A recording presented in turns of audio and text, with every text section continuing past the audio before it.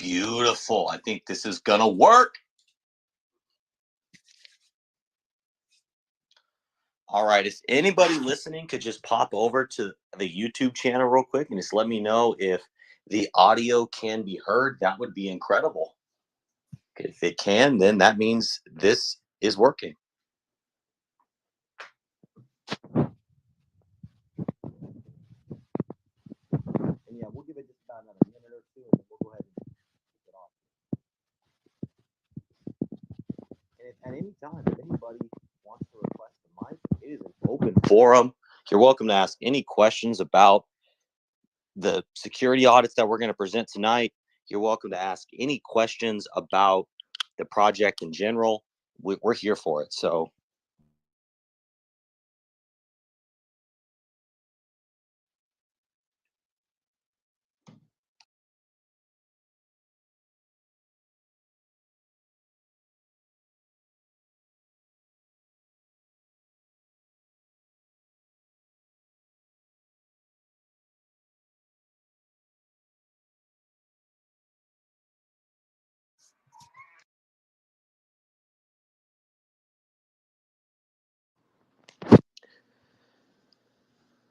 nice. Okay. I can see people saying it worked. Beautiful. All right. Great.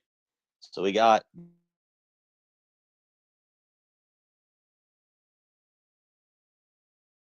incredible. And yeah, let's go ahead and get this kicked off.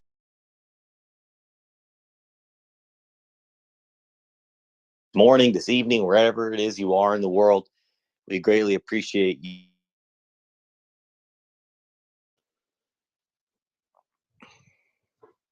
We don't normally do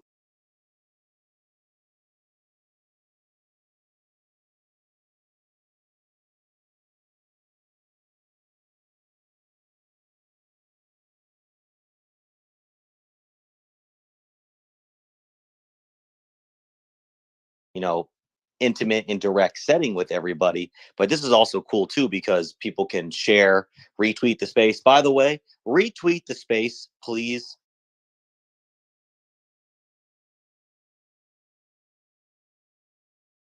Invite your favorite security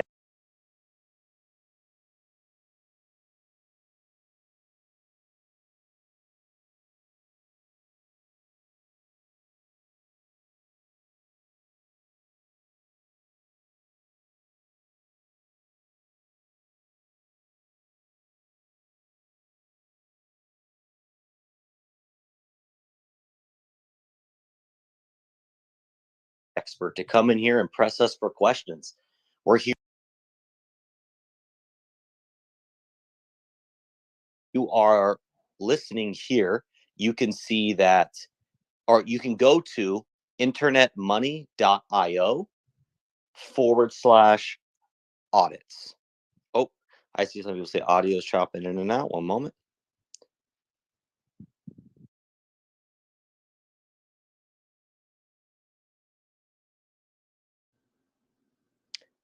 Can you confirm that you can hear me? Can someone give me a thumbs up?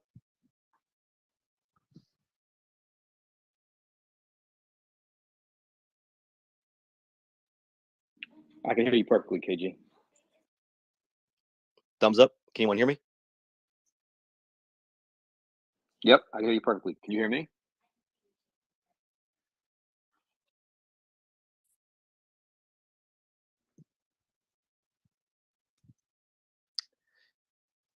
Twitter, I'm so sorry, everybody. Twitter Spaces is being so buggy right now. Don, can you hear me? I can hear you. I don't know if you could hear me, but maybe we dropped the YouTube stream. Maybe that's the root of the root of the bug.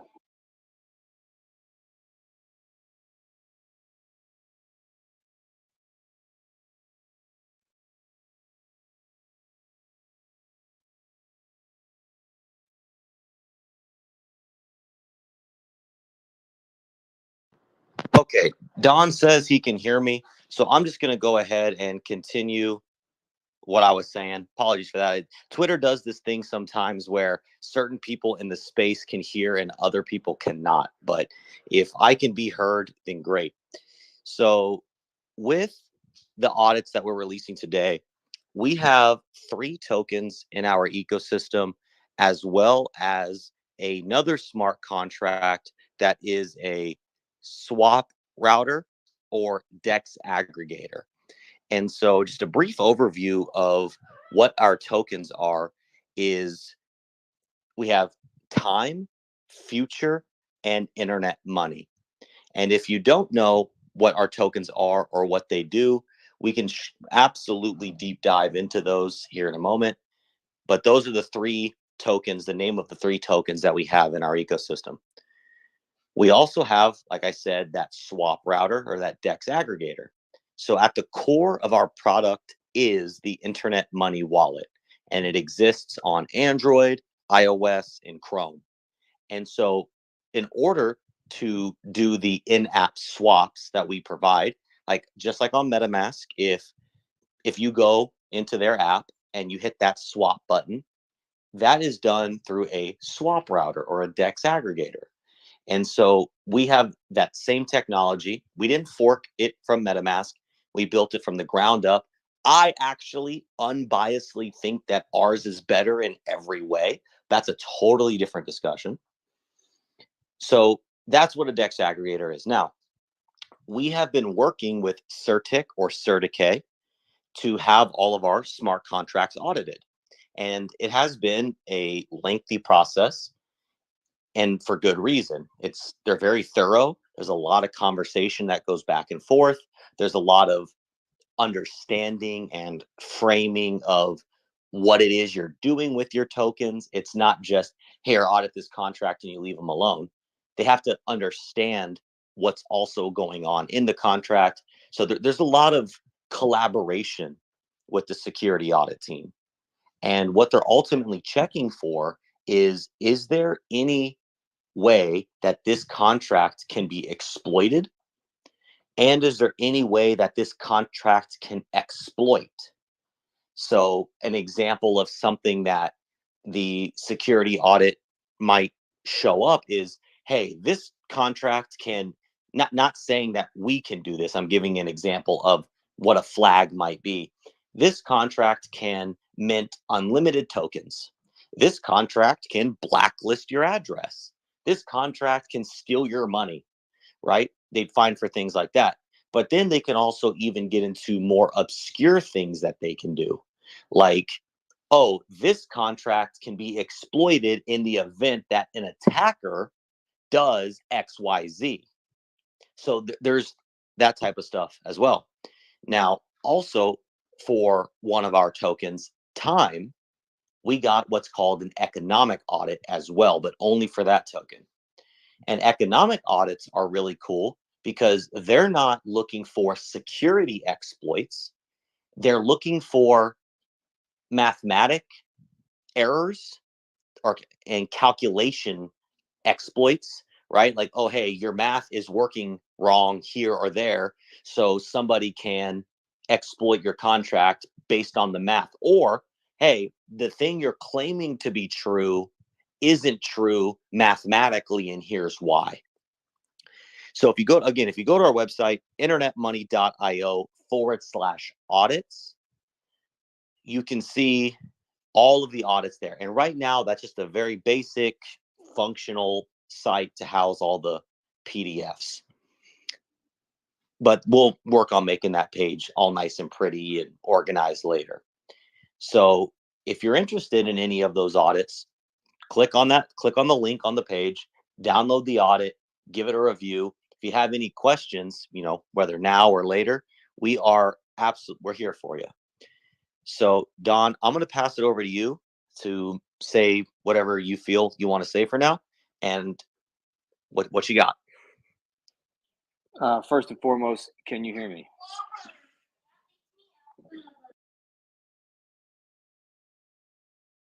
I'm going to leave and jump back in.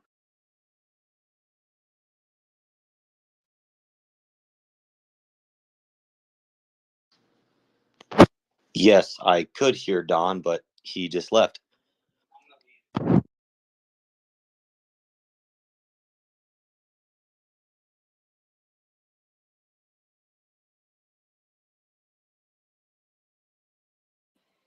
Okay, are you with me? Perfect. What's up, Don? We are back down with Twitter Spaces. Let's love go. it, love it, love it. No, I think you just hit the nail on the head. I'm ready to dive deep and jump in these audits, man.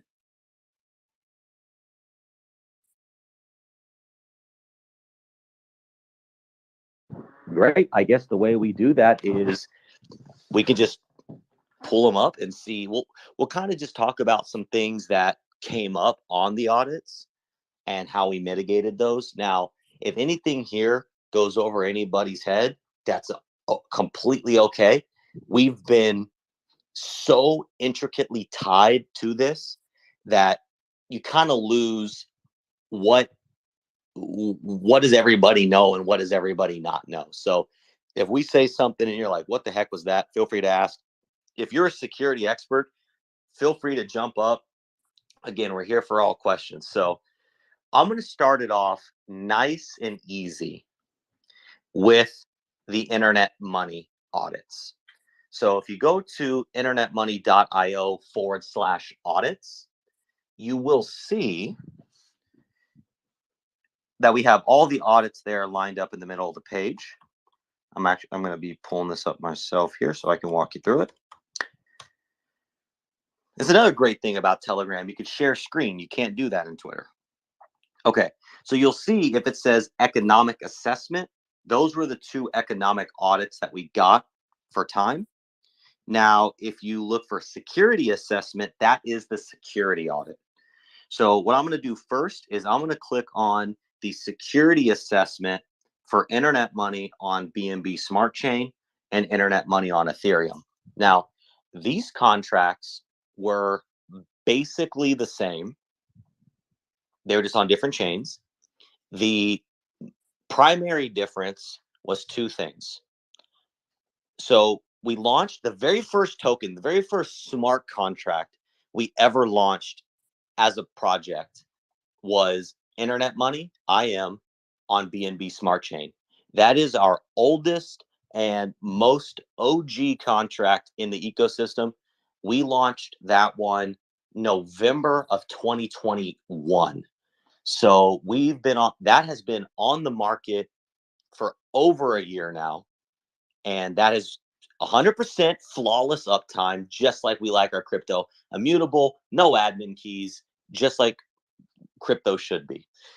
So the difference between that contract and the internet money IM on Ethereum is the IM contract on BNB Smart Chain actually does not have a burn function. So whereas the IM contract on Ethereum does have a burn function.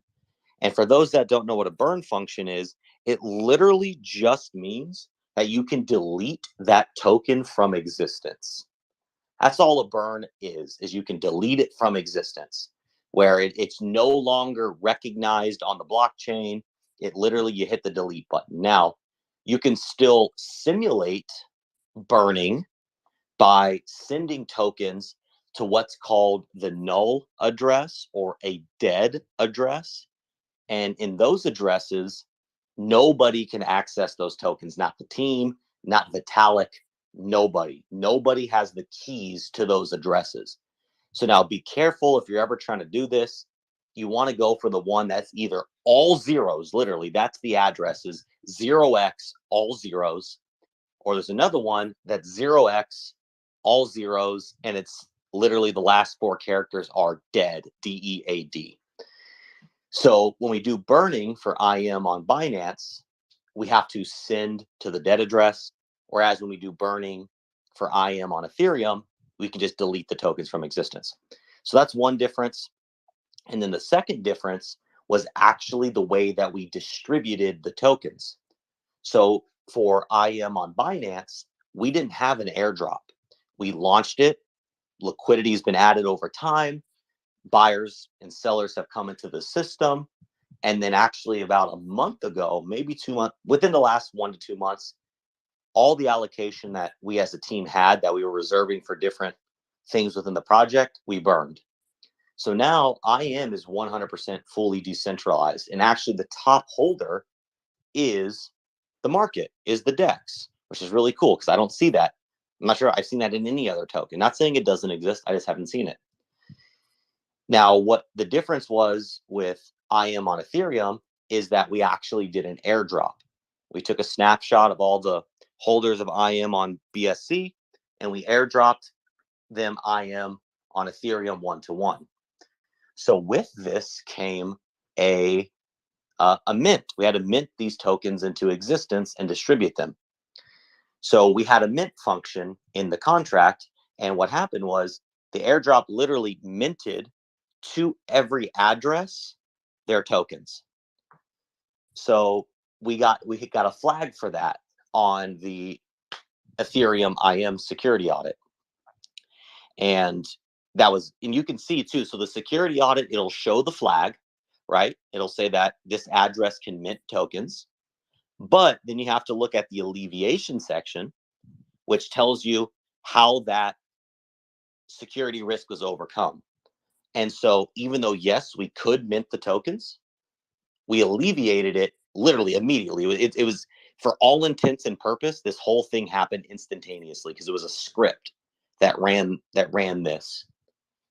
You make the owner of the contract the debt address, the null address. So that means even though the mint function exists in the IM on Ethereum, it can never be called by anybody ever, and therefore is not a security risk.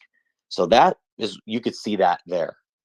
And I know I just said a lot. So if anybody has questions, I mean, please request the mic. Otherwise, I'm just going to keep talking and running down the list.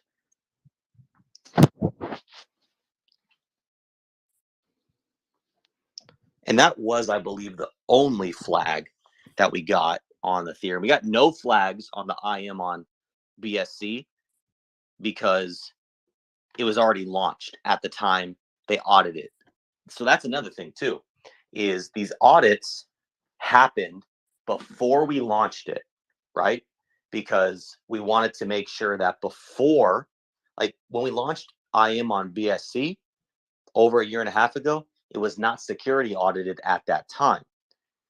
So when they audited that one, it was already on the chain. There was no security flaw because they could already see what was going to happen. It already had happened because the chain is what the chain is. Now, for all the other audits you see here, the first round of audits happened before we even launched the contracts, which means, well, there's things that were open. So then we launched them, and then they go back and they see the alleviation.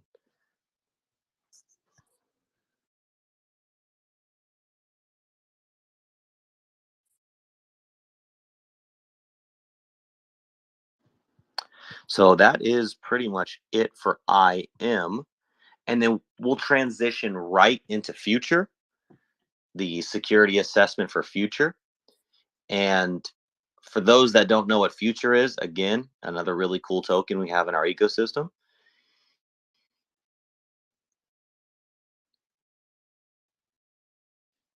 You know, everything that I just said about IM on Ethereum with the mint and how we alleviated that by renouncing ownership. That's what it's called, is renouncing the ownership.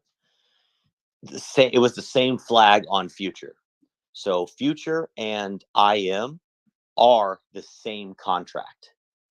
And so they had the same flag and the same alleviation. So that's looking at IM on Ethereum and future on Ethereum. They're basically the same report. So again, there's no remaining security vulnerabilities in future, IM on Ethereum or BSC, and actually any of them, but those are just the ones we've covered so far.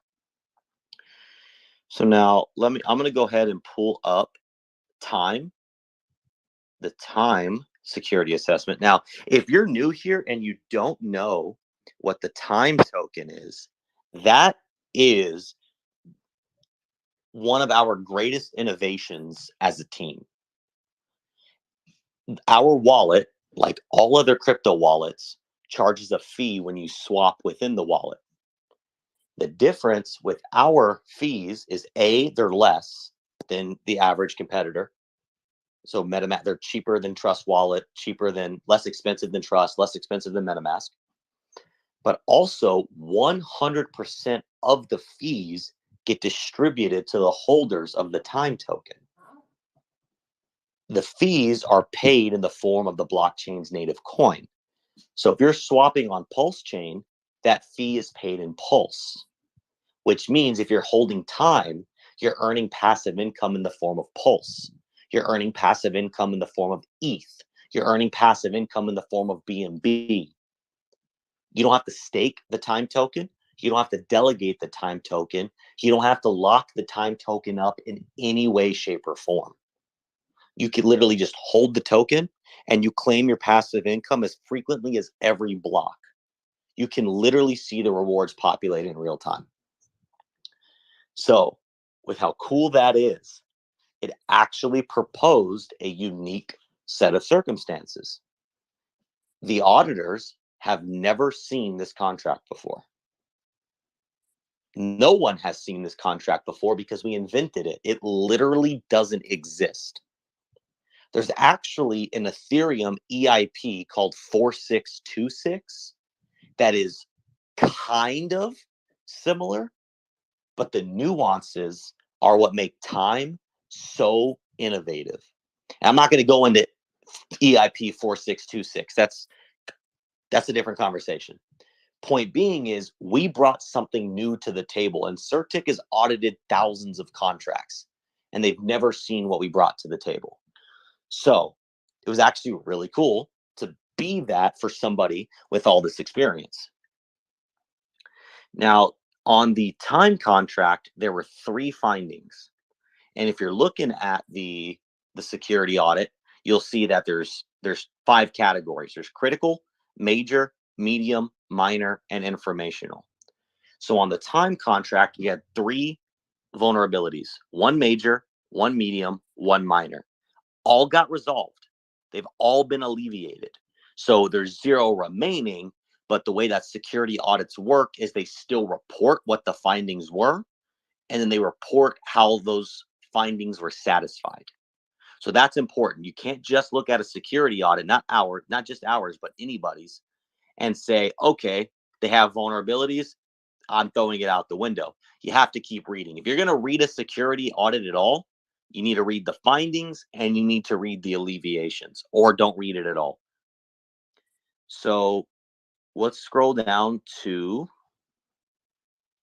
I'm going to pull it up here.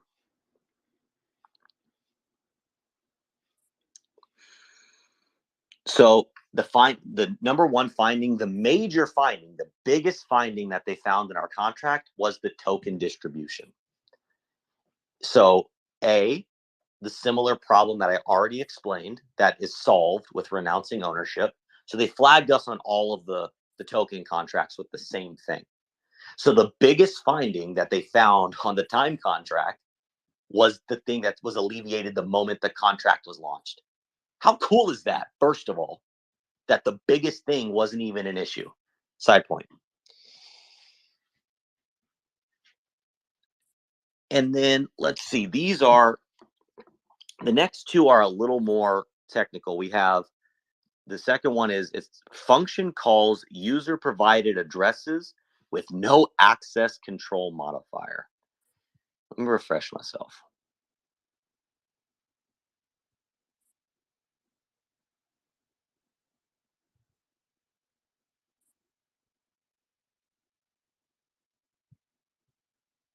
So the function that we actually had that was referencing, we removed that function. So I believe what this was,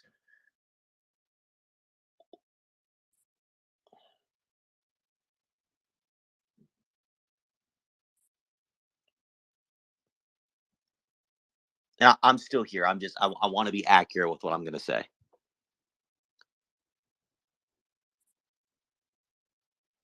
Yeah, when you're going back and looking at it, and how many times we went back and forth, it's tough to remember every little nuance, especially if we removed it. Exactly. And this is why we have Galaxy Brain smart contract developers.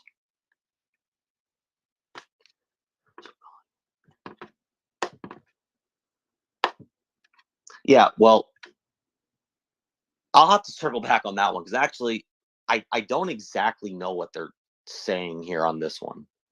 I'm kind of a little confused reading back on it. But the ultimate takeaway is we alleviated whatever the concern was by completely removing that function. But it's all there for you to see that. So the alleviation literally is we have resolved to remove this function and simply find another means for efficient token collection.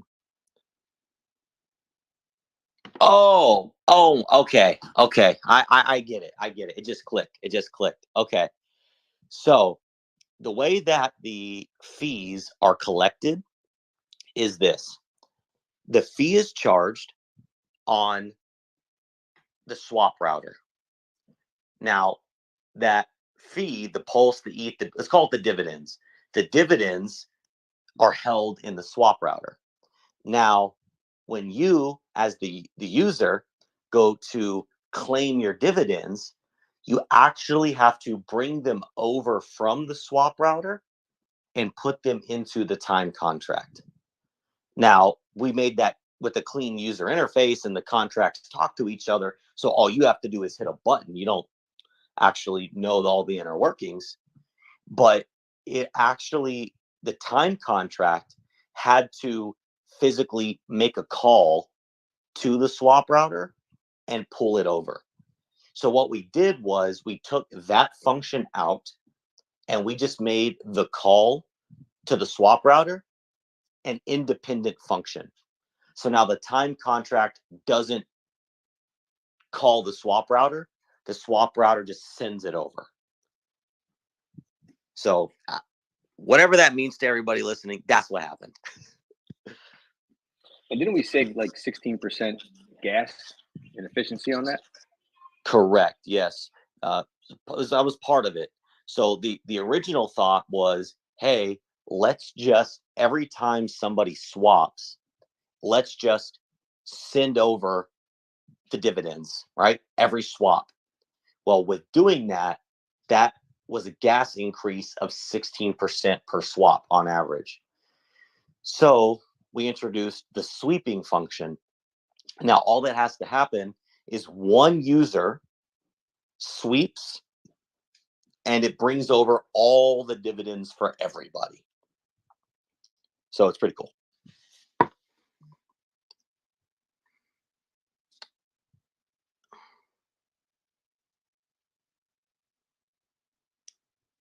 And the last issue, which was a minor issue, was the unsafe integer cast. And it was a minor. So let me again refresh myself here one moment.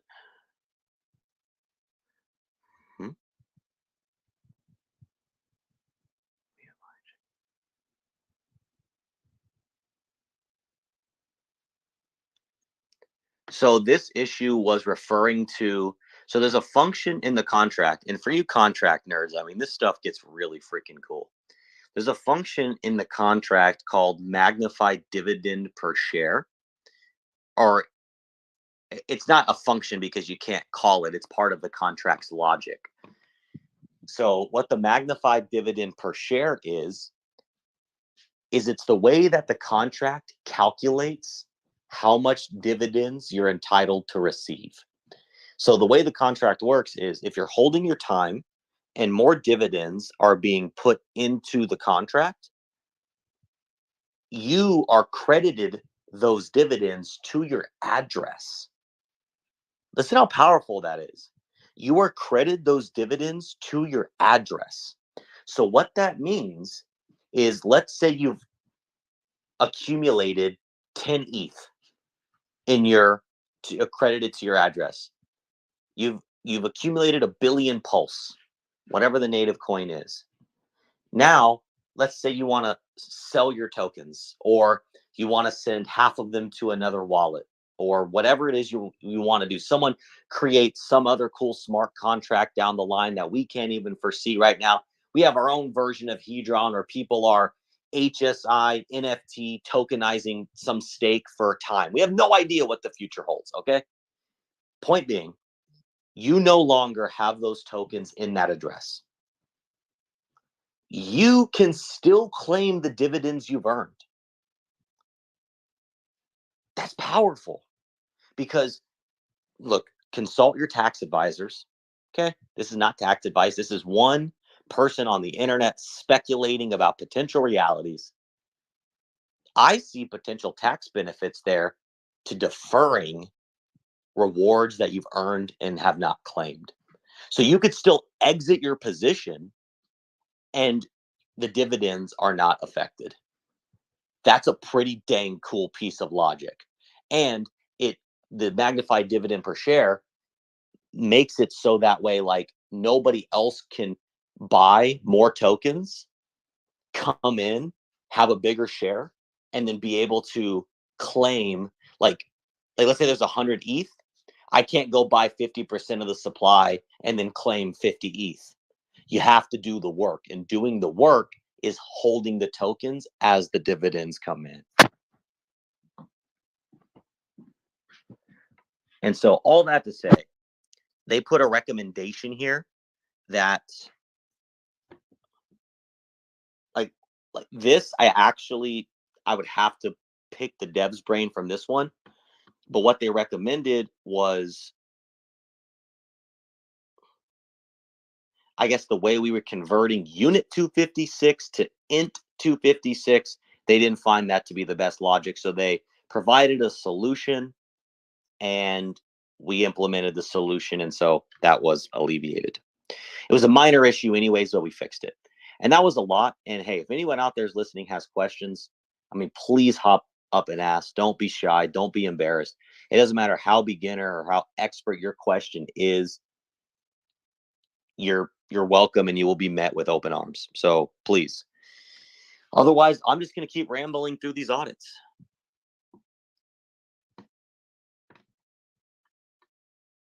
Ramble on, brother.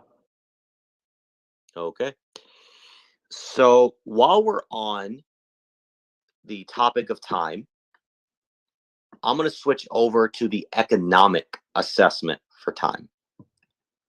And this one is very, very short, and here's why. There was no findings. They found nothing wrong with the logic of our math, which means everything we said time was going to do, time is doing. There was zero findings on the economic audit. I think that's another powerful statement. That means our math was good and true to the statements that we've made. That's powerful. And Top Gun, I see you out there. Shout out, brother. If you feel like you want a nerdy math read, I mean, dude, they've got some pretty cool equations up in there. You can go nerd out on some math, man. This is also the longest audit by far. So it's the longest one, and it has no findings, and it has a lot of cool math. If you're interested in that. Yeah, I kind of dropped out there for a second because the call just came in. But did you go over how they actually called they literally wrote in the report that this is unique? I did not say that, no, but yes, going back to, because I kind of touched on that earlier. Yeah, the math was unique. There is no other contract, at least known in crypto right now, that is doing what we're doing with time. We're the first. We're an industry first. How many people actually get to say that? Not just people, me and Don, you as a community, for anybody that has adopted this project as a project they believe in. Your project is an industry first and arguably a trendsetter. When this is successful, how are other wallets going to justify keeping 100% of their fees when we are distributing 100% of our fees?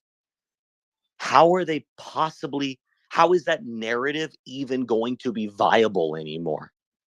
How are we as an industry going to allow that to occur? And especially when MetaMask, owned by JP Morgan Chase, literally the man that crypto was created to get away from. You guys want to know why MetaMask hasn't upgraded its tech in years? Well, that's because JP Morgan Chase is siphoning its money out of crypto and paying for the bankers, paying for the brick and mortar buildings. How is MetaMask going to compete with a project that is by the community, for the community, and helps free people's time and gives them a better means by which to live their life? What has the Fox got to say in rebuttal to that? Nothing, because they're dead tech and they're exactly what we're trying to break free from. This is a beautiful innovation and I am hype about it. We are literally creating a new paradigm in an industry that is already innovative.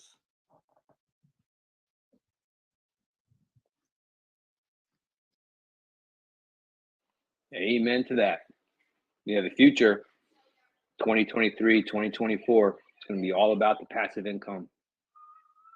And this contract innovates that process.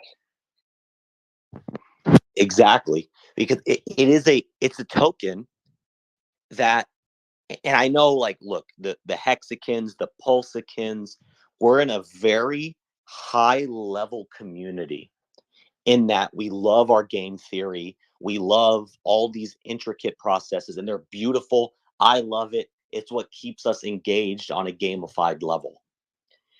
But to the average person, they're not ready. You can't go from zero to Hedron. It's just, that is not a slight towards Hedron at all. I love Hedron. I support Hedron. What I'm getting at is that is a complex system for the new person. Whereas time, it's literally you just hold the token and you earn passive income. You don't have to worry about your stakes starting, your stakes ending. You don't have to worry about yield farming or any of these other things you have to do that we all love and are really awesome. But this is a thing, the purpose of this is to alleviate your time. It's like, again, this is all predicated on the wallet garnering adoption and all these things, of course. But considering the reality that that does occur, this is a token that you just have and you live and it earns.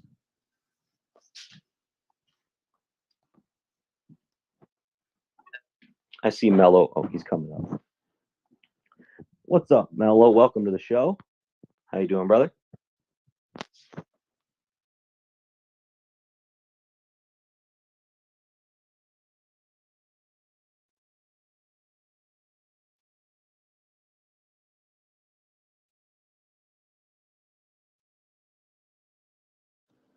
Can anybody hear Mello? Or is that just me?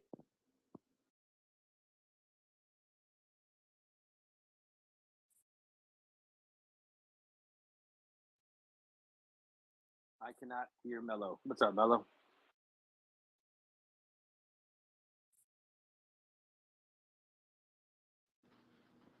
That's okay. Mello, if you're listening, just drop the space and rejoin, and we'll let you back up. Twitter is finicky like that. So if you can hear me, drop and rejoin.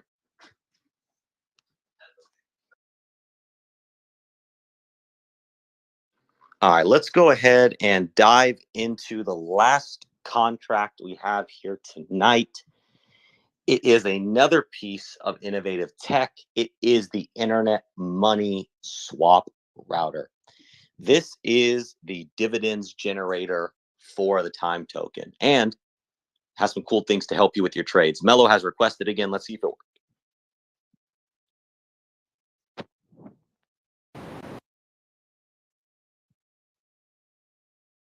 Mello, are you there? Yeah, I'm here. What's up? Oh, I can hear you now, man. How you doing? I'm good. So I did come last minute. I think did you cover TM02 in the time contract, and as well as the swap router, the number, well, the second founding ORI number 1. We were just about to transition into the swap router. We haven't covered that yet, but for TIM02 on time, we did cover that. And long story short, that one was just originally the way the dividends were distributed to the time contract was, so the dividends get stored in the swap router. And originally we had the time contract calling the swap router and pulling the dividends over. And that was the flag. Now we have since canceled that call, and the user, or when the function is called, the swap router sends on its own, initiates the dividends being sent to the time contract. So time isn't calling the function, time is just receiving the dividends. It was just that's it. That's what that was. Okay, and the function would be under the router. Correct. Yeah. So now when you click sweep dividends, you're literally initiating a transaction on the router, and the router is pushing the dividends to the time contract. All right, thank you. I'll wait for the rest. Yes, sir. Okay. So let's pull up the swap router. Now, what's cool is these contracts are already audited. So like when PulseChain mainnet is here, we just get to launch with an already security audited fleet of smart contracts. Tell me that isn't powerful. We're ready to go security audited for PulseChain mainnet. Let's roll. All right. Now, so we have on the swap router, we had 3 findings, 1 major, 1 medium, 1 minor. And something to note about the swap router is where all of our tokens are immutable with no admin keys. That's not the case for the swap router. Now, don't go freaking out about that, okay? Because we can't take your money. We can't blacklist addresses. We can't do anything nefarious with the admin keys that the swap router has. No admin keys it's not a blanket practice for crypto. It can't be. If some contracts require admin keys because they require maintenance. And the swap router is an example of a contract that requires maintenance. How do I mean?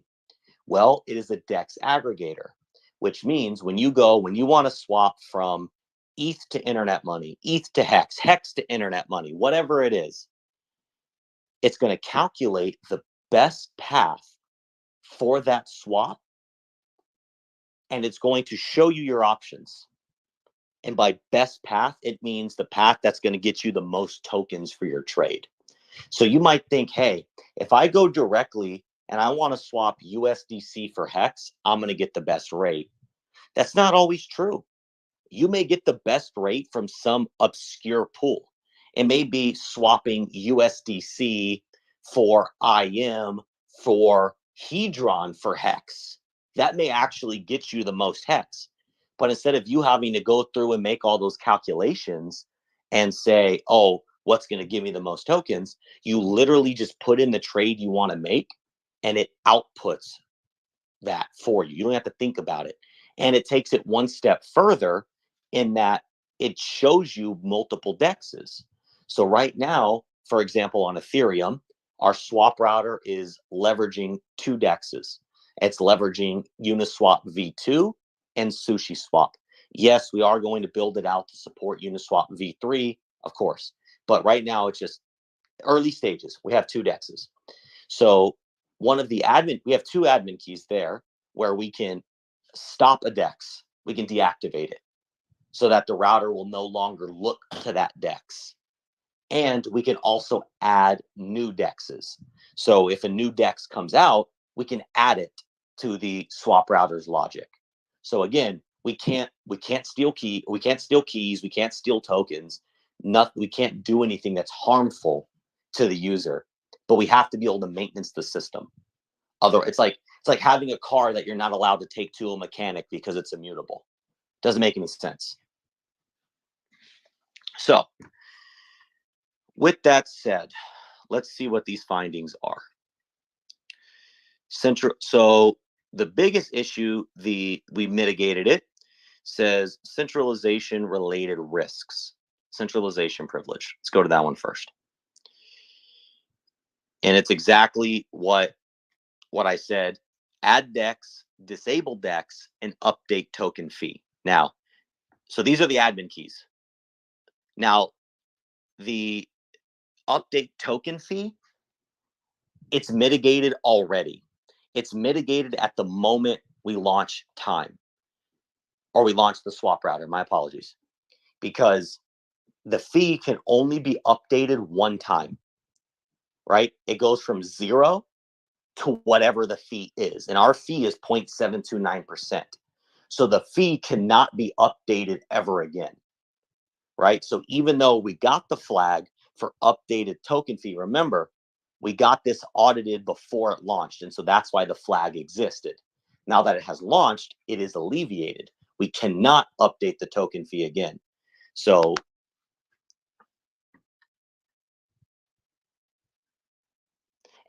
what they're suggesting is, as the alleviations, is because there are those admin keys for us to add and remove DEXs, they have suggested that we put those admin keys behind a multi-sig system, which is something that has not been done yet, but is something that we are open to do. But right now, being in beta, there's a level of lightness that has to be had, where we have to be able to make moves and make changes, because we are still testing these things to some extent. So that is one of their suggestions. And you can see also the comment about the update token fee.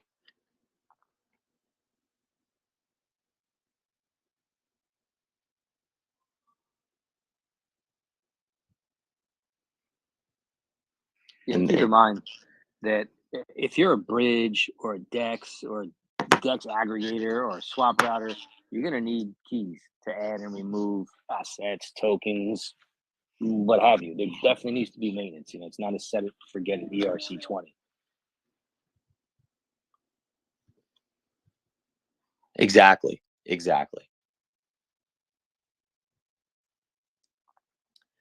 So this next one is a little intricate. It is a medium risk, and the risk is a flash loan attack. For those that don't know what a flash loan is, that's okay. I still am working on getting a more expert grasp of what a flash loan is. But my medium understanding is a flash loan is a type of loan that's, a large amount of money is loaned in crypto, and then they can use that money to pump the price of a token, and they can do whatever nefarious actions they so desire with pumping the price of a token. Okay. We may see this in bots. You can see bots do this a lot, where they'll go in and they'll put in, like, on a low liquidity token, they might go in and put $2,000 to $5,000. They'll buy, that price will pump. The community will maybe FOMO a little bit, right? And they'll sell their position. And they might only make $5 or $10. But when that is an automated process and you're attacking 100 tokens at the same time, $5 or $10 per attack multiplies when you're doing that all day, every day. So the flag here was that somebody could flash loan tokens, which would be a way to manipulate the fee that is charged within the wallet. And the alleviation is basically, well, that doesn't really matter because it's not an attack that is relevant to us, because actually if somebody is flash loaning to try to manipulate their fees, they would actually be increasing their fees, which would be more dividends for time holders. So it wasn't, they were pointing it out because it is something that could happen, but it is not necessarily a risk or an exploit that affects the time holders in a negative way. Unless, I guess the risk could be, or is, you want to swap into a token, somebody just flash loaned, attacked it. It's not attacking the contract. It's literally just a process that happens in crypto that can't be avoided. It just, flash loans happen in crypto. This is a thing, regardless of what token you're in, it happens. So the risk is, okay, hey, if you want to buy Hex and somebody flash loans Hex and pumps the price, and then you're in the wallet swapping into Hex, you're going to pay a slightly higher fee because you're, well, I guess not even, no. What? I guess if you were trying to sell the pumped Hex is where you would get the higher fee. So it's a scenario that it doesn't even really impact the users in a negative way.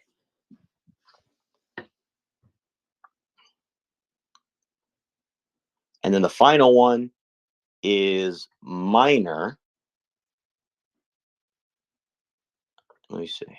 What do they want?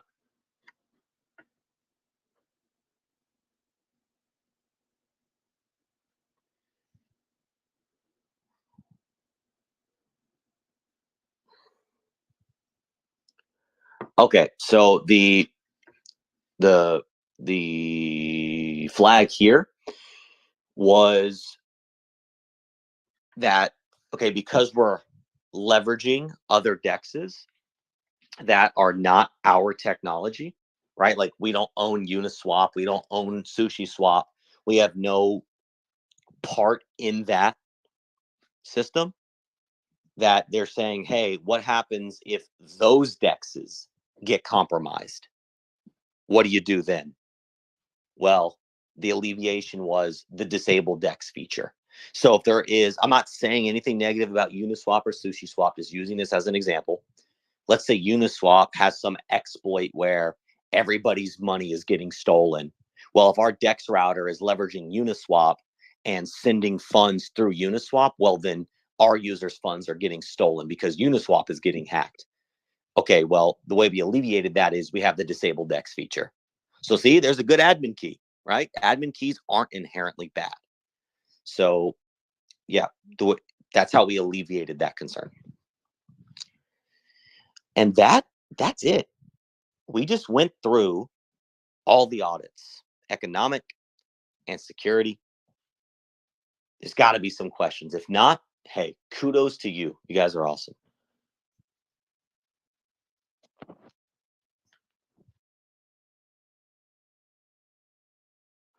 And kudos to you, KG. Did a great job at explaining everything. Thank you. Thank you. Yeah, the security audit process is really a cool thing. We learned a lot in this process. And this isn't really a one and done, right? So just like software development is an iterative existence, right? Like software is never done. It lives, it breathes, it's alive in some ways, right? I'm not saying it has, like, I'm not going into AI here. I'm just saying that software, it's a living organism in some respects. Things break, things grow, things die, things become irrelevant, things become more relevant. And security is the same way. Security is also an iterative practice. You can't just say, hey, we got one security audit 5 years ago, we're good. Unless you have immutable code, that's totally different, right? Because that doesn't change. But the swap router is going to change. It's going to grow. The wallet is going to change. It's going to grow. And so that will have to continue to be a security practice over time. And as you get more robust and more complex in your software, you need more and more security practices and defenses. It's like a war in a lot of respects. And you have people who are out there actually trying to attack your kingdom and the citizens of your kingdom. And you have to defend your castle. And so, you know, security audits are not the end all be all for if something is good, right? Because human beings also look at the code, and human beings are the ones making that decision. So my whole point with bringing all this up is we're going to continue as time goes on, as we grow and build, to get security audits and to continue to be security conscious, because it's so important. And saying like, oh, hey, you know, this was security audited some time ago, even if it's like, you know, for all intents and purposes, even if somebody is forking something, and that thing that they're forking has been security audited, the forked thing still needs to be security audited. It's still, you have to still be security conscious, because human beings touched the code in the middle of the fork. And human beings are the ones that cause problems. Human beings are the attackers. And even if it's a bot attacking you, it's the bot that was programmed by a human being to be malicious. Bots aren't just inherently malicious. Human beings make them that way. So no matter if the code is being touched by humans, it has to be audited. Has to be. And we're going to continue to do that because we believe in that, and we want to do our best to keep everybody safe. We don't want to see people getting wrecked. We don't want to see people having their lives destroyed. We want to see people building up their lives, attaining financial freedom.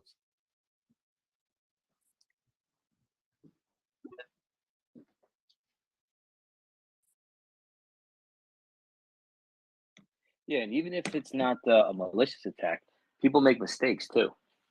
So looking for those mistakes also is a very important thing, even when you're forking something. Exactly. Humans are human. What's up, Mello? Welcome back, bud. Open mic, by the way. If you have any questions, comments, concerns, we're here.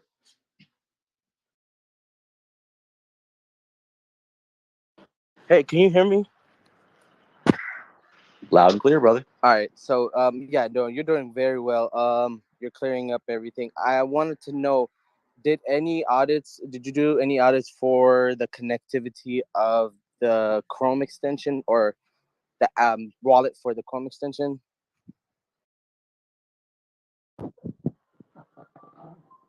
Mello, did you cut out or did you finish your question? Sorry, bud. Can you hear me? I said, did you get any audits for the Chrome extension for hardware wallet connectivity? So we have had 2 rounds of security audits on the wallet, both mobile and Chrome, along with some pen testing, which penetration testing. That's all other practice we can get into. But at this stage that it's at, we are working up to getting another round of security audits. So we're going to enter into a beta V2 stage. That's what we're working up to right now. And beta V2, we will release security audits for the wallet. So right now, it has been, but those audits, for all intents and purposes, are kind of outdated, so to speak, because it's been a few months, and we pushed a lot of updates since then. So soon, that's actively what we're working on as a project right now, is to get the wallet in a state where we get it re-security audited. Okay, cool, perfect.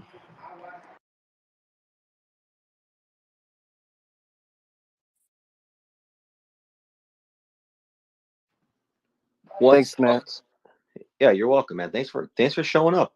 Thanks for rocking the yellow circle. Love to see it. Thanks for asking your questions. What's up, Million? What's up, Top Gun? How you guys doing? I am doing good myself. Got some math for us? Not tonight. No, I'll be going over that math sheet for sure. The audit. I love numbers and equations. It's fun. I can build things in Excel. I will be going over that. If you want to share that, I would love to have a look at it. Still been working some extra hours because I'm like, I gotta take advantage of the bear market while it lasts. Because I'm like, I just feel like, we're losing the DCA opportunities that have been so amazing that we've had, even though I feel like the traditional market's bollocks still.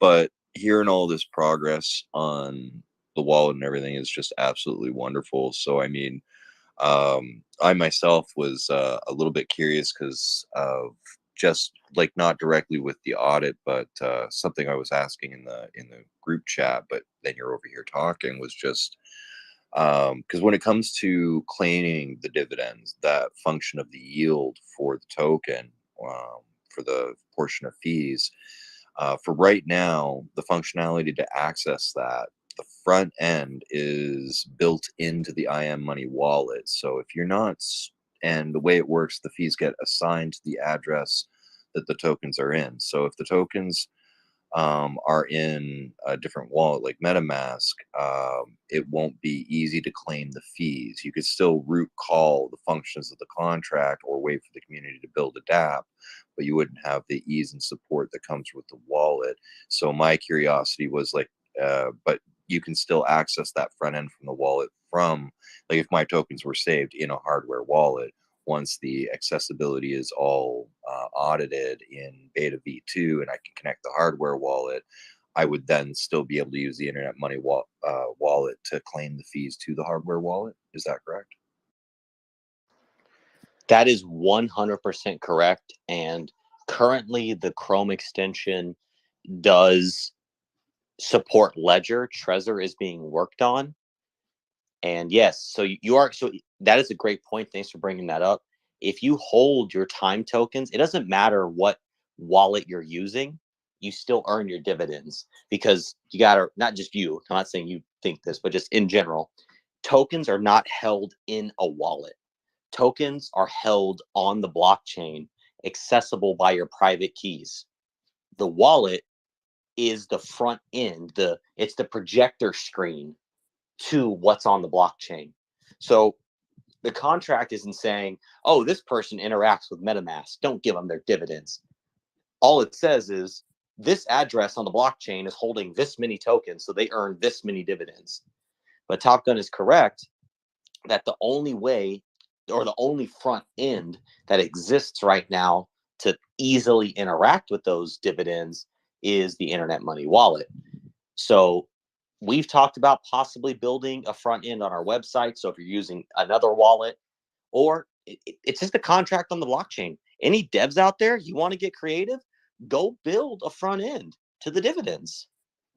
That is something that is actually possible to do, and anybody can spin up their own website and create their own front ends to this thing, just like they did for hex staking.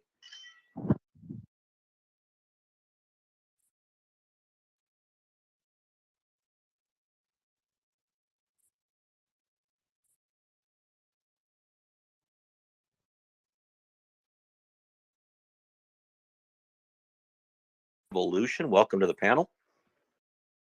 Hey guys, how's it going? Can you hear me okay? Hey, what's up? Loud and clear. Right on. I had a bit of a question that I'm sure I've asked before, but unfortunately I have the memory of a goldfish, so you'll have to forgive me. But I'm curious to hear, maybe you've updated your thoughts on this. We'll see what your thoughts are towards a bug bounty program. We 100% want to implement a bug bounty program. We do not currently have one, but that is definitely something we are going to work towards. Yes, sir. Right on.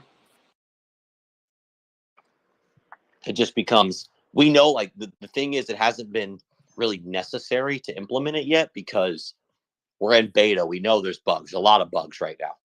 That's why we're in beta. Sure, yeah, totally understandable. By the way, congratulations on the liquidity improving on time. That was nice to see. Yeah, it's pretty cool to see that it's been slowly going up, like it's been it hasn't, I wouldn't even say it's been a slow crawl. I mean, it's all subjective for what people think a lot is or not a lot is, but it has been steadily since launch increasing. That is damn cool to see.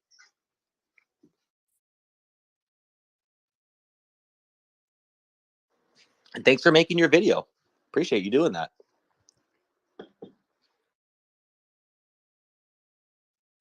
Yeah, that was Yeah, a great video, 100%. bro. I'm happy to share the good words.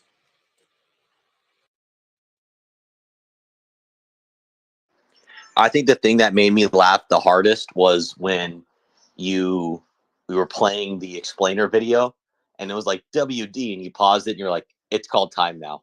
I laughed. I LOL'd. I'm happy to hear that.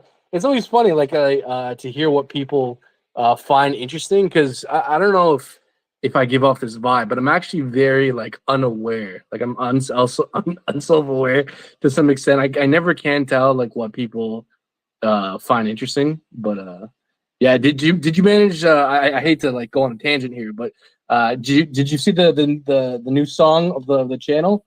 I paid Buddy to make a song for the channel. It's goddamn amazing. I didn't. I'll have to check it out. Support you any way we can. Oh my god! If anyone wants a cool like rap song about X, I'm trying to compete with Westcott. So, anyways, it's a dope song. Sure. You can check it out on my channel, the Brandon B Show. Exactly. What's up, Mohammed? How you doing? I'm good. Thank you. Welcome to the panel. Do you have any questions, comments, concerns? Thank you very much. I'm new here and I'm looking forward to looking and learning more about the internet money. Oh yeah, being new, you joined on an awesome night. We're talking all about security and what security means to us. It definitely was not the intro course to the ecosystem, but if you're on Telegram, are you on Telegram? Yes, I have Telegram. Please send me a link. Yeah, just if you click the profile here I'm talking from, and you go to our website and you just hit join community, it'll take you right to the Telegram channel. And everybody listening, I highly recommend joining our Telegram channel. We have people in there talking all day, different levels of crypto. Again, whether you're level 1 or your maximum, or over 9,000, whatever it is, we got you in there. And shout out, we have our amazing admins. Shout out to Top Gun, Scarlet Rose, Nas Khan, Alsamak, Hexy Chef. They're actually admins in our Telegram channel, and they do amazing work in there. So awesome community, man. If you're on Telegram, join it. Ask any question you have. You will be helped. Thank you. Appreciate that. Thank you very much. You're welcome. Welcome to the community. I'm following you now and I will make my research. Beautiful. Hey, awesome. How did you find us? Sure, I'm new on Twitter. So I found you on the highly recommended. I like to come highly recommended. That's cool. Yeah.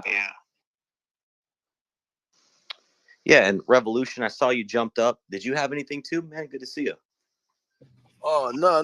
I just jumped in just to say congratulations. You guys are doing a great job, and I see the progress. The progress from a few months ago, and anything I can do to further the community, further my bags, I'm all in. Appreciate you, man. Thank you for the kind words. Thank you for saying that. You're doing exactly what you can do to better the community. It's being here. It's tweeting. It's, hey, look, you want to throw a yellow circle in your name? Throw a yellow circle in your name. It's that brand recognition, that brand identity. And just, again, I say this all the time. If you've heard me say this 100 times, you're going to hear me say it 100 more times. Whatever influence you have, whether it's one person or 100 million people, whatever skills you have that only you have, use those skills, create something that brings awareness to internet money, and you can't do anything more. That's literally the ultimate thing you could do. And I already see you out there doing that. So appreciate you. Keep it up, man. And I took to heart what you said about building a front end. I'm gonna look into that. That sounds like a good idea. You could be the first non-team built front end. You would be the only one in existence. I got a bit of a practical question here for the noobs, if that's okay. Go on. So yeah, so for example, like whenever you're on Dex, Uniswap, and you're going to connect your wallet, it always has the defaults, right? Like MetaMask, Wallet Connect, Coinbase Wallet. How would one go about connecting the Time wallet once it's out? Like, well, yeah, just how does one go about doing that practically? So right now, you actually can connect the wallet to dApps, and you would click, and I have to make a video on this. I keep saying I will. It's just time. I'm going to do it.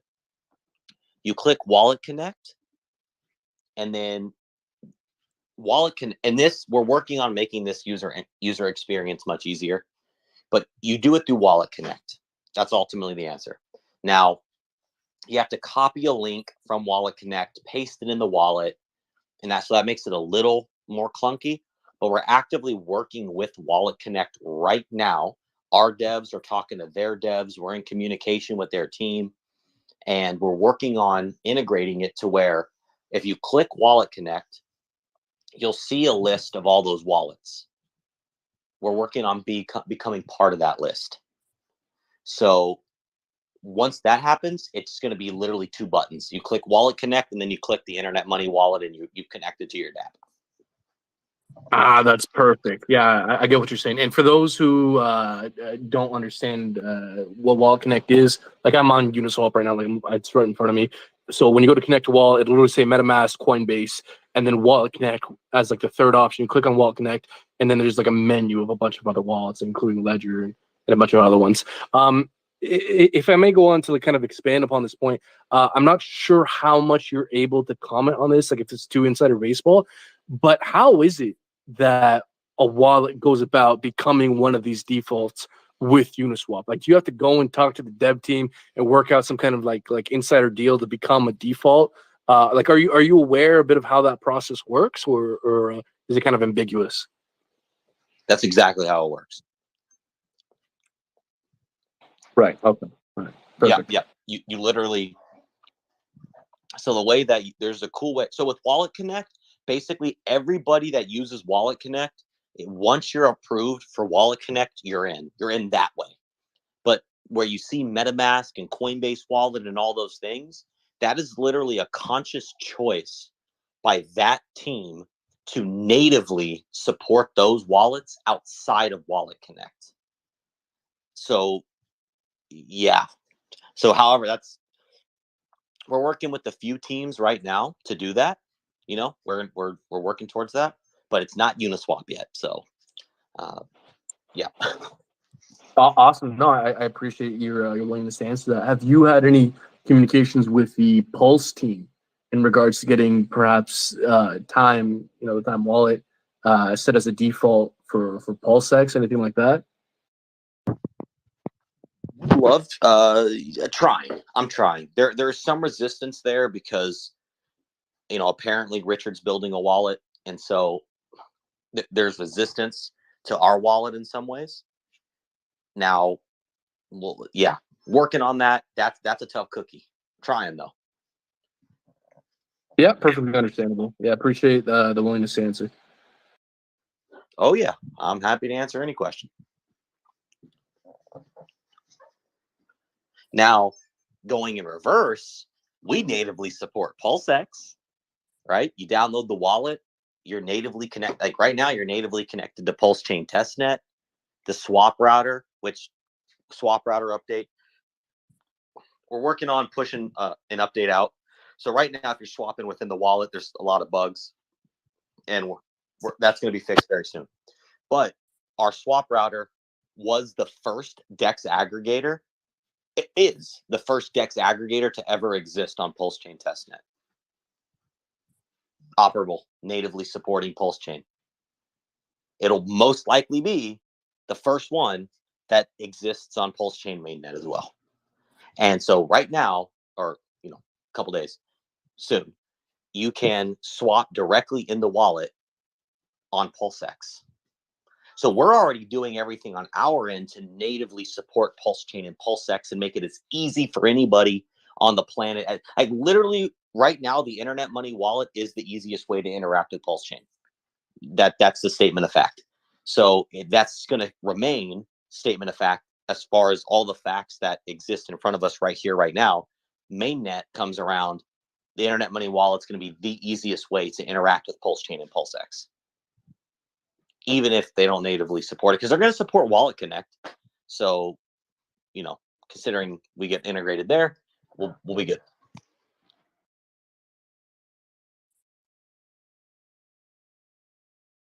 Yeah, and another cool thing, just to make it easy for people, when they download the wallet, you're already going to see on PulseChain, Pulse, obviously, PulseX and Hex preloaded in there, along with our ecosystem tokens, time, Internet Money. And on Ethereum, you're going to see the same thing and have Hex preloaded on Ethereum too.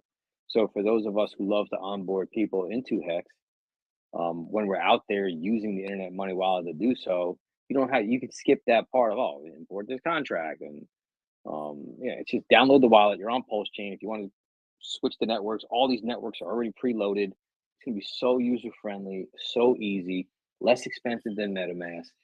And again, it's so important that the fees go back into the community. They don't get taken out by the banksters to disappear forever. They stay here with us where it belongs.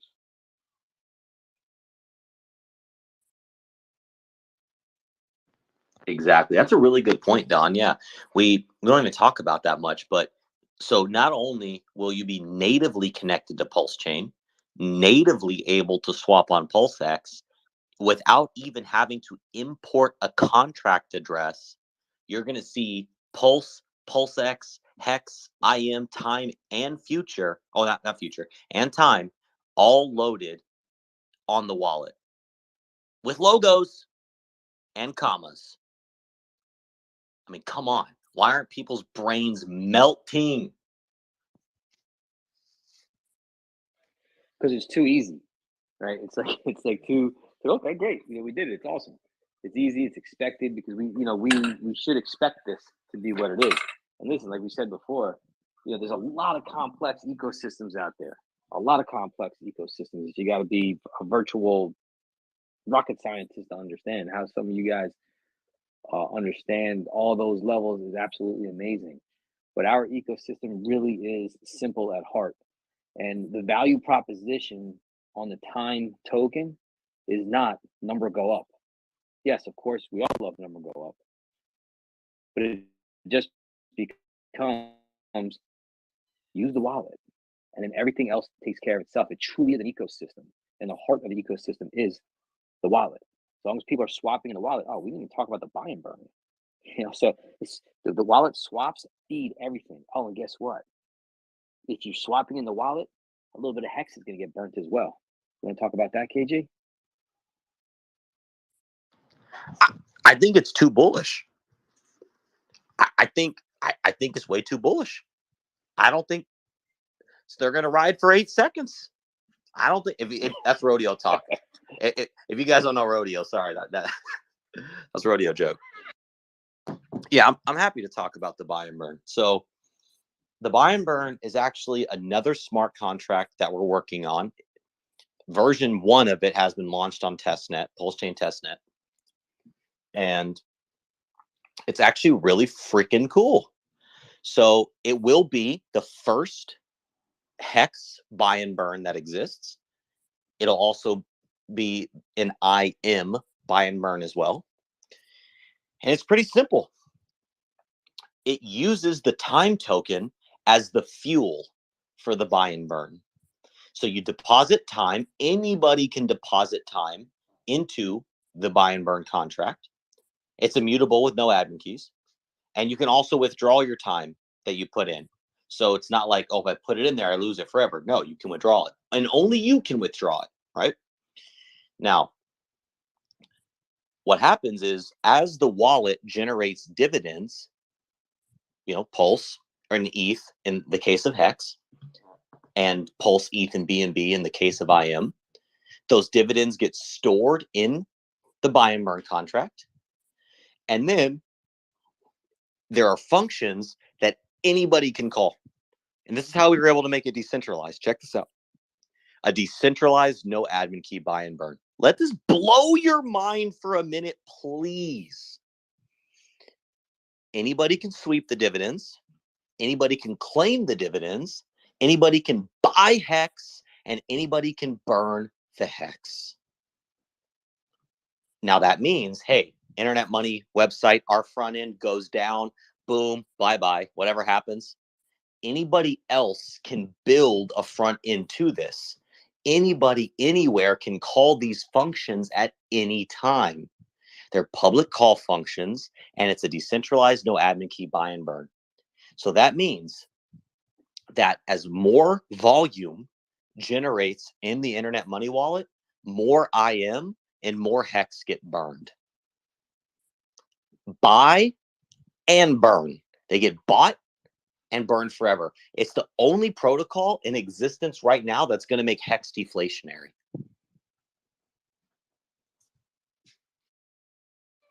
Yeah, think about this too, right? So right now, time on Ethereum is what, 207, 208, somewhere in that neighborhood. So if everybody in the Hex community went out and bought $2 worth of time, $3 worth of time, and put it into this contract and just left it there forever, it's over 300,000 wallets, right? So how much time would be in there if every wallet spent $2 to put time in there and just forget about it? And there was a perpetual, never-ending buyer in the system that anybody could activate as long as swaps in the wallet happen. Oh, and KG, tell them about the perpetual swap loop, because those functions go through our swap router. Not the perpetual swap loop, Don. I can't. Give it to I them. can't do it. I can't. They're not. It's too bullish. Okay. So the buys that happen in the buy and burn go through the Internet Money swap router, which means a fee is charged and paid to time holders. And the buy and burn contract, being a time holder, earns fees off of the buy and burn itself. So it feeds itself too, to some extent. A buy loop. It can never go to zero effectively. It factually cannot. And we, the team, will start off by injecting some time into the contract to get things going, and we hope that other people follow our lead. And another cool thing about this is that this contract, yet it's elegant, but yet simple, and it's easily forkable, and any protocol can fork it. We could fork it for another protocol. Hey, what other protocol do we want to start burning? Let's go, community. Let's get a vote going. You want us to fork something, or you want us to do it with Hedron, Icosa? Do you want us to do Pulse Bitcoin? What other protocol do you want to start? What other contract do you want to start burning? We can do it. Spin up a front end, fork our contract, put time into it. Boom, done. Perpetual buy and burn for anything. Anyone, everywhere. You should do it for Zen. They love that burning stuff. It can absolutely be done for Zen. That's the thing, is where's the demand? So we can provide a buy and burn for any token, and this is where it gets so bullish, because now we go and we put this contract and we make any token have a buy and burn in its system, which theoretically, why would that community not swap within the wallet if they knew that it was going to be putting buy pressure and burn pressure on the token that they believe in? Well, then, the biggest question we get is, oh, well, why would I pay your fee when I can go directly to the DEX? It's a great question, but here's why. How do you know that by going to that DEX, you're getting the best rate for your trade? What if by going to a DEX aggregator and paying a small fee, you don't end up with more tokens on the other side of your trade that made the fee irrelevant anyways? So it's not inherently, oh, there's a fee, therefore I shouldn't use it. That's because you could actually end up with more money by paying a fee. So then that becomes bullish for time holders too, because now you have other communities coming into the wallet to swap so that they can buy and burn their token. They're buying time to put into the buy and burn contract. So you're earning dividends from this new community, and you're also getting buy pressure from them buying time as the fuel. Because remember, time only has 2 billion tokens. That's it. No more can be minted. Time can be burned. That's a whole nother rabbit hole. Time can be burned, but it cannot be minted. So always and forever, the supply is either going to be 2 billion or it's going to be less. So yeah, it's scarce in that way.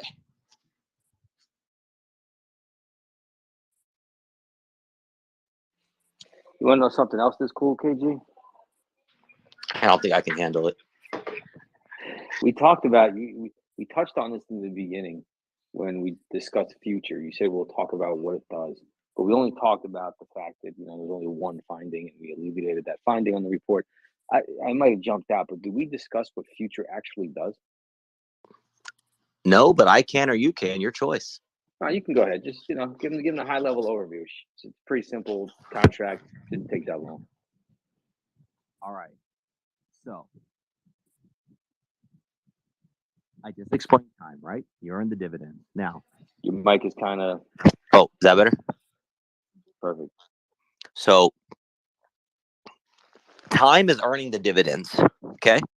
Right now, time exists on Ethereum, Binance. How cool is that to say it exists? It's not an idea anymore. It's there. But anyways, and it's going to exist on PulseChain mainnet when PulseChain comes out. Now, we are going to launch time on other EVM chains. I don't know, maybe Phantom, maybe Gnosis, maybe Arbitrum or Optimism or Avalanche or X1 chain or whatever the chain is. PulseChain 2.0, 10 years from now, right? Polygon, can't forget about Polygon. All these chains that we can launch time on, and that's not saying those are the only ones, just in general, we can launch on any EVM chain. If you hold future, you get an airdrop of time 1-to-1 for your future holdings. Future only exists on Ethereum, and there's only 2 billion future. So that means when we launch time on the new chain, again, there's only going to be 2 billion or less, because future can be burned too. Just a little Easter egg. So if you're holding future, you get 1-to-1 airdrops of every chain we launch time on. So that means you could hold future and get five other tokens, 10 other tokens, however many it becomes. So if time is your money printer, then future is your money printer that prints money printers.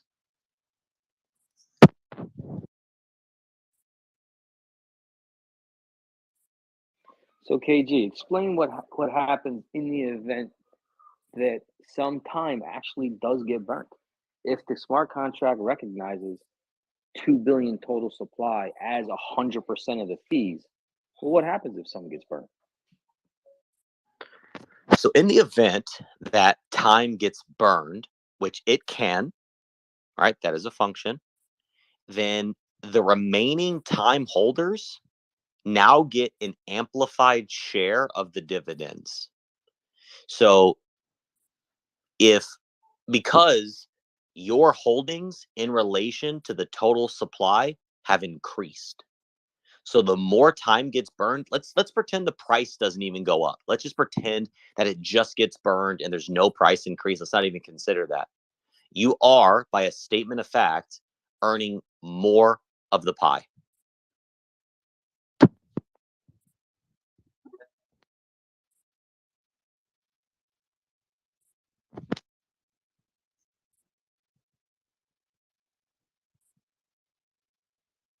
Man, I love what we built. Me too. Can you imagine a buy and burn for time? How bullish that would be. Oh, wow. Black Hex, again, welcome to the panel. What's going on?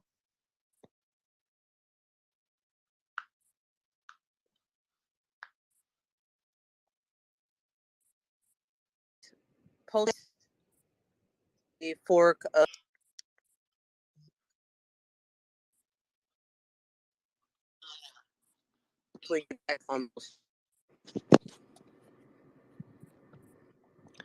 All right, you were kind of cutting out, but if I heard you correctly, you said PulseChain being a fork of Ethereum.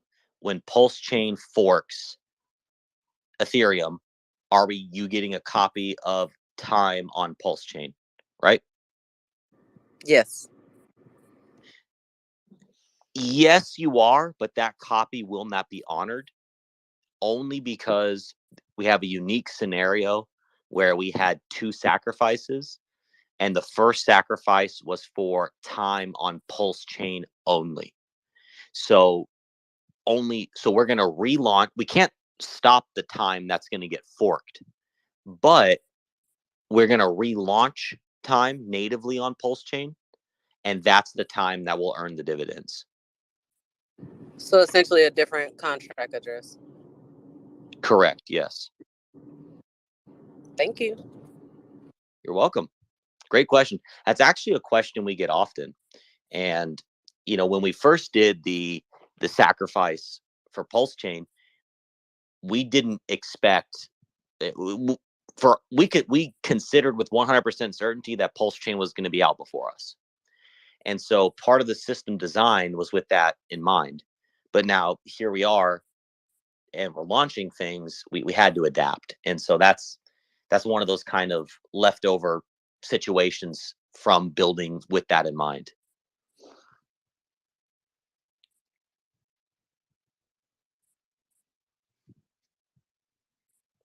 Yeah, while we're on the subject, why don't you touch base a little bit on what's going to happen to IM during the fork? Sure. So,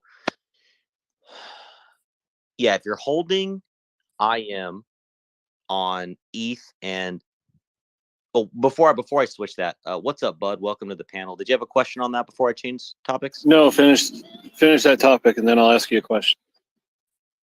Yes, sir. So, if you're holding IM right now, you may get an airdrop on PulseChain. And I say may because there are 2 scenarios that play out. Either A, IM is going to be natively forked when PulseChain launches. There's no ifs, ands, or buts about that.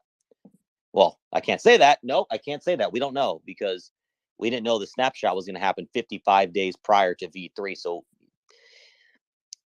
should IM be forked over to PulseChain and everything goes good, liquidity goes good, it plays out well so that our community doesn't get wrecked, that will be your 1-to-1 copy. But now, let's say something crazy happens where IM does not go good in the PulseChain fork. There's any number of possibilities we can dive into. But let's just say the possibility is ultimately it does not go good. We have a plan B. And that plan B is we take a snapshot of your IM on Binance and a snapshot of your IM on Ethereum. We average the two, and that's your airdrop of IM on PulseChain.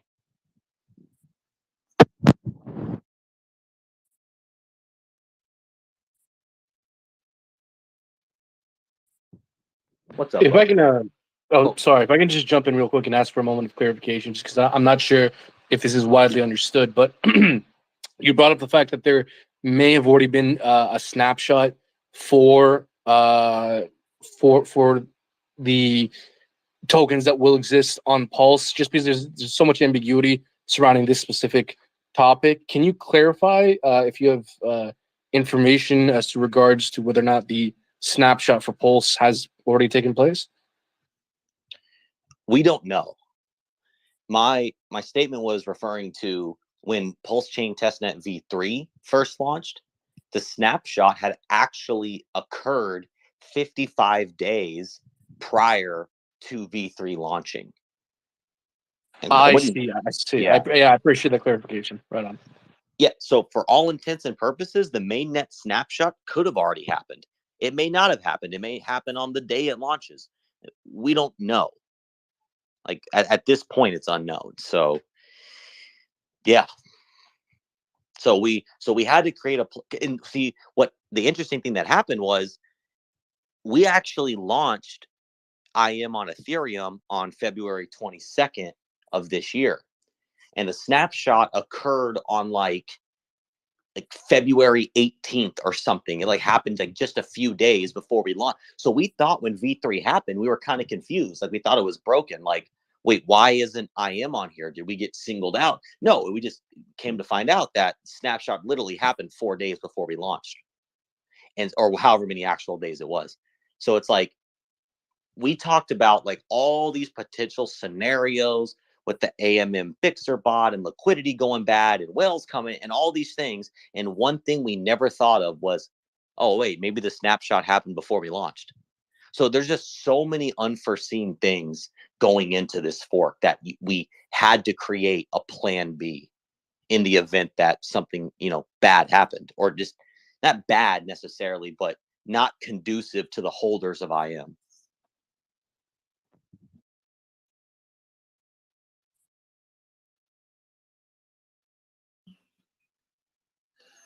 Hey man, I saw you had some communication with Alex on Twitter, or you had, I don't know if you've communicated, but you had offered to collaborate with him on, I believe it was Rocket Pulse. I might have that wrong. Has there been any more communication with Alex? There has not. We, we share some groups together, and we do communicate in some respects, yes, but in regards to collaboration, no, there have not been. We are totally open to support what Alex is doing. We're big supporters of the Hedron Icosa ecosystem, and I think my comment that you're referring to recently, this is KG by the way, that you're referring to recently was building a front, collaborating on Hedron because of the news that another wallet in the space was not willing to support it. So we are, and we're happy to collaborate. So I think the more that people want to see that happen, continue to tag us and Alex and talk about how it would be cool to see an IM wallet, internet money wallet, and Hedron ecosystem collaboration. We're completely on board. We want to make it happen. All right, thanks. I didn't see any follow-ups on that. I'm a big supporter of both ecosystems, so would love to see it come to fruition. Me too. I think it's a really intricate and tricky space that we occupy, because not only are we all here to make money, this is also kind of a social game that is being played, and you have to be people are or collaborations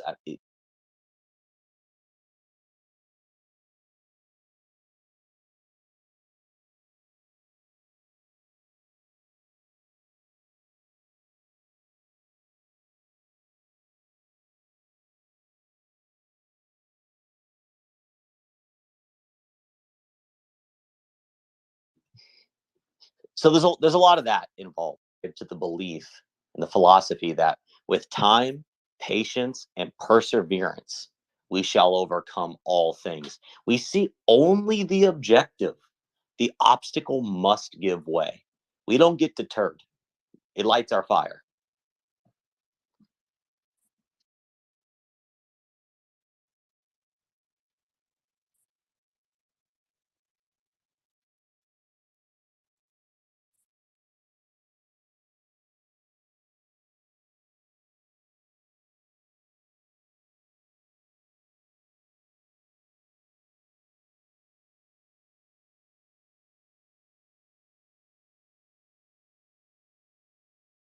Don't know. Our wallet, the Internet Money Wallet, is actively in beta, and you can download it right now today on iOS, Android, and Chrome. Now, we are working towards a beta version 2, which is going to be a fully security audited release.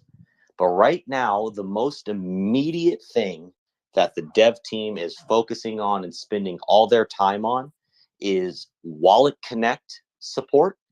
It's a lot of intricacies there, as well as getting the swap router and everything relating to time back up and running. So that way the dividends can actually start being earned. And we estimate, and this is an estimation. I'm not, do not quote me on this timeline. It's just, you can, but like, quote me that I said it's an estimation. We're aiming to have everything we need done with the swap router and cleaned up with time done by the end of next week. So now we're slightly hand tied because the app stores, they have an approval process. And so it could take, sometimes they approve in 24 hours, sometimes they approve in 5 or 7 days. That's completely out of our hands. But we think that, and we're aiming towards being done with what we need to be done with by the end of next week, which will be really cool because within the next couple weeks, that means like swapping within the wallet, you can earn dividends. So that's really the team's most immediate focus right now, is those two things.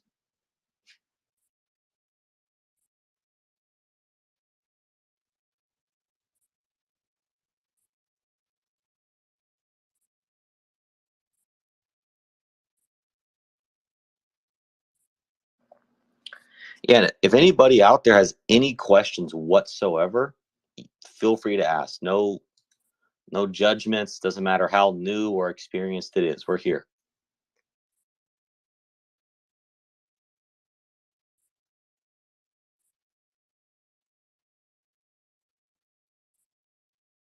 Yeah, and again, just a reminder, you can always find us on Telegram at Internet Money IO, and the link is in the Internet Money bio. Join our community; it takes you right there. Very active community, over 6,000 members. Conversations going on all the time. KG and myself are also very active in there, so don't be afraid to join. Ask any questions; you'll get a bunch of people helping you out.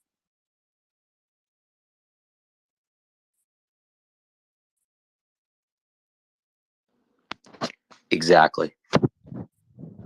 We have people from all over the world that are active in that community. So there's, regardless of where you are, there's conversation to be had pretty much any time, day or night. So,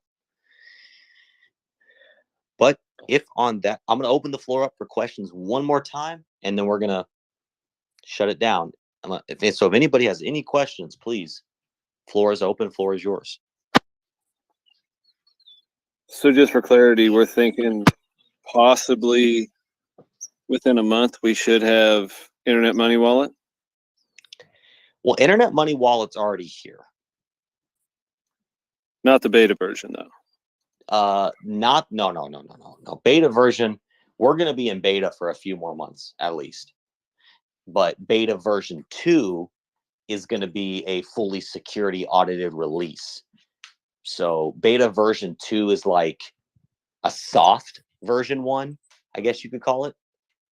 But yeah, we're still going to be in beta to some extent for at least a few months. Yes.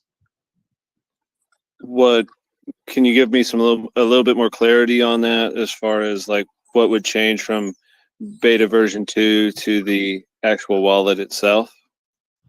Sure. So there are a few final features that we want to implement before calling it the full version 1. And the biggest feature of that is the referral program and the free crypto downloads.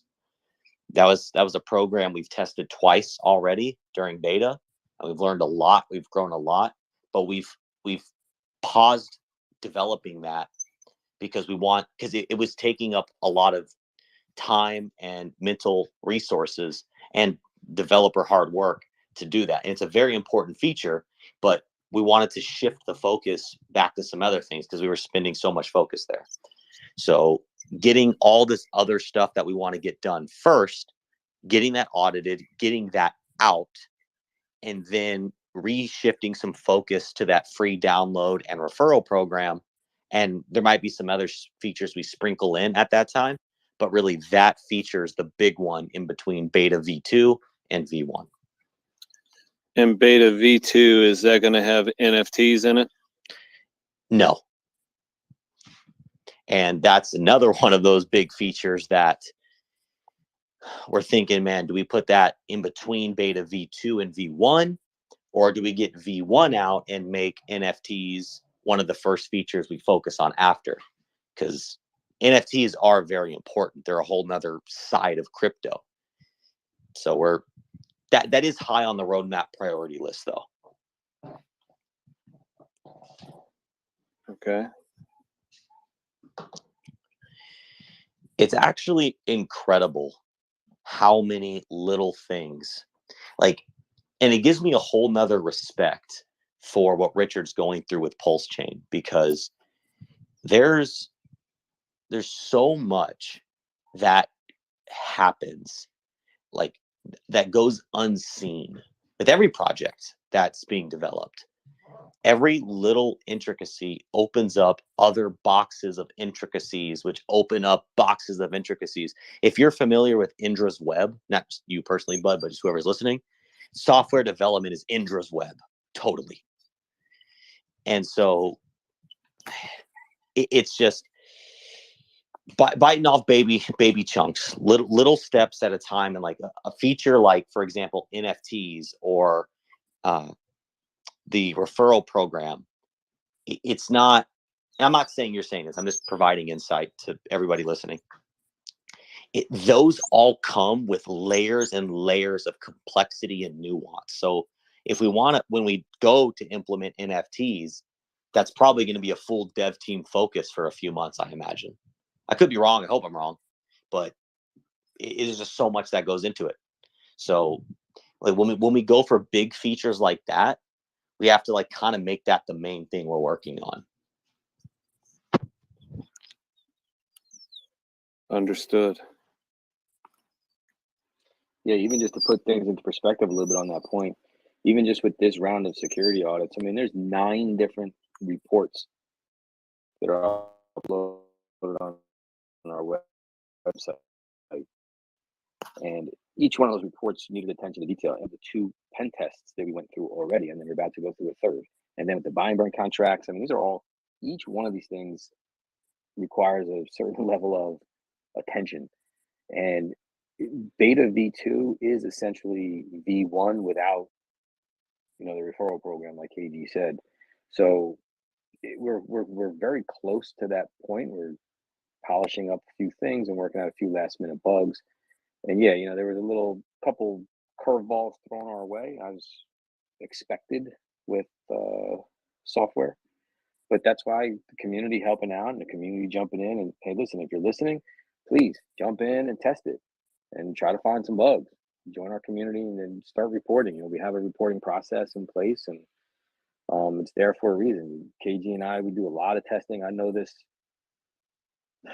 app better than I know myself, and but I only look at it from one way. There's 3 tests I got the other day that I just didn't think of running, and someone else ran them and they found something. So we're encouraging people to go ahead and download it, play with it. And if you need some test tokens, DM me and I'll send you some. So it's going to take a community of people to really try to find all weird nuances, because you're going to do something different than that person's going to do, and so on and so forth. So, the more the merrier.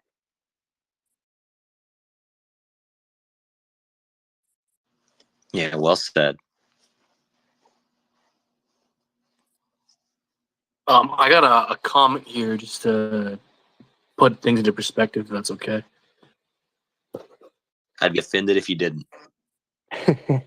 So in the last video I put out talking about time, there was currently roughly about 2,100 token or addresses holding the time token. And you compare that to the roughly 21 million active users that MetaMask has. Now, I know there's a difference between token holders and active users, but it does give you some sense of kind of perspective here as to what's possible and the direction in which things could go to. You compare 2,100, roughly active users to the what MetaMask has on a kind of off day, gives you a sense of the potential. So that's why I think things like this are worth paying attention to. And even though nothing's certain, I think there's definitely enough here to keep people excited and keep people kind of paying attention to the potential. I like that. That's a really cool fact.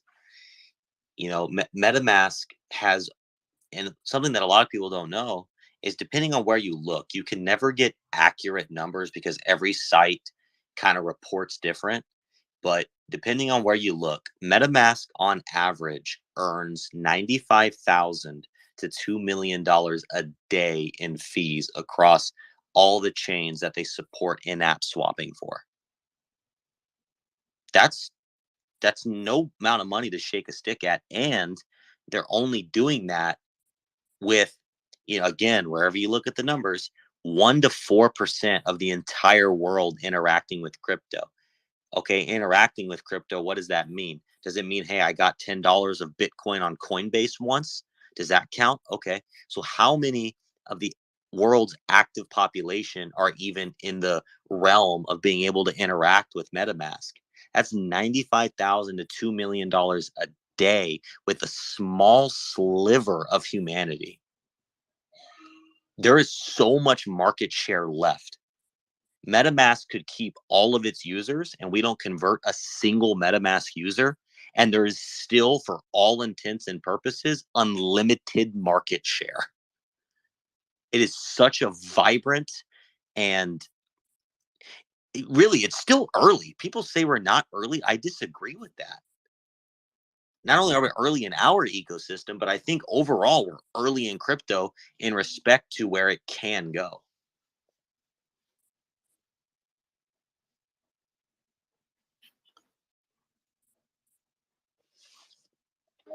Yeah, great point, man.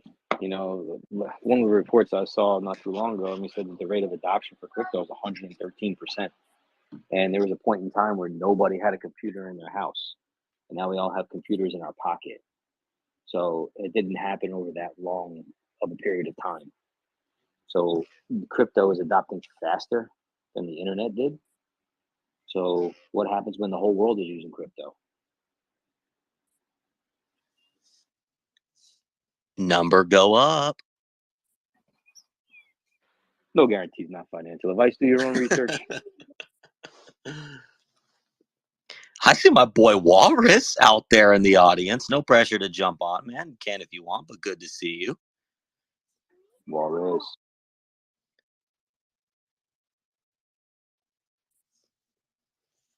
Oh, got some requests coming in. What's up, Sage? How you doing, brother? Big Sage. Here we go. First time using Loud. Space. I'm curious. Good to hear I just noticed that MetaMask has a bridge integrated. What are your plans? Are you planning to integrate a bridge, seeing that there's going to be all these EVM chains? Will it be a way to just cross your account with tokens? Yes, absolutely. Again, have to implement it. It's on the roadmap, but yes, we will absolutely support in-app bridging. and to throw a little bullishness in that as well. The cool thing about time is that you don't just have to earn dividends from in-app swaps. You can earn dividends from any other protocol. So when we introduce in-app bridging, we can also tie fees to that and create more dividend yielding opportunities for time holders. And to take it one step further, anybody can create a protocol that pays dividends to time holders. So it will become a token that has multiple streams of income. And the bridge is one of those that we have our eyes set on first.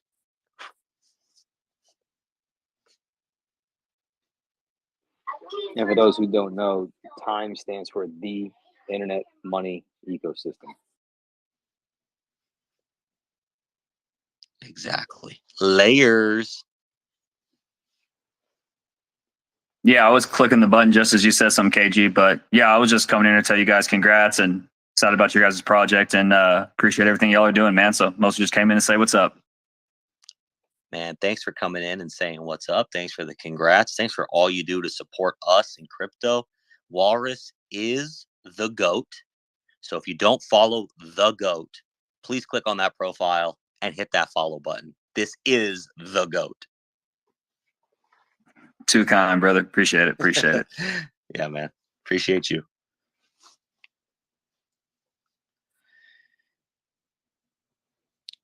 All right. Does anybody else have any questions, comments, concerns? Well, if I may be so bold, I think I might have one last thing to say here, if that's Please. okay. No, please, man. Conversation's going to go. Let it go. Let's go. Yeah, so I think there is a narrative kind of out there that I recently came to understand is deeply wrong and might be worth addressing.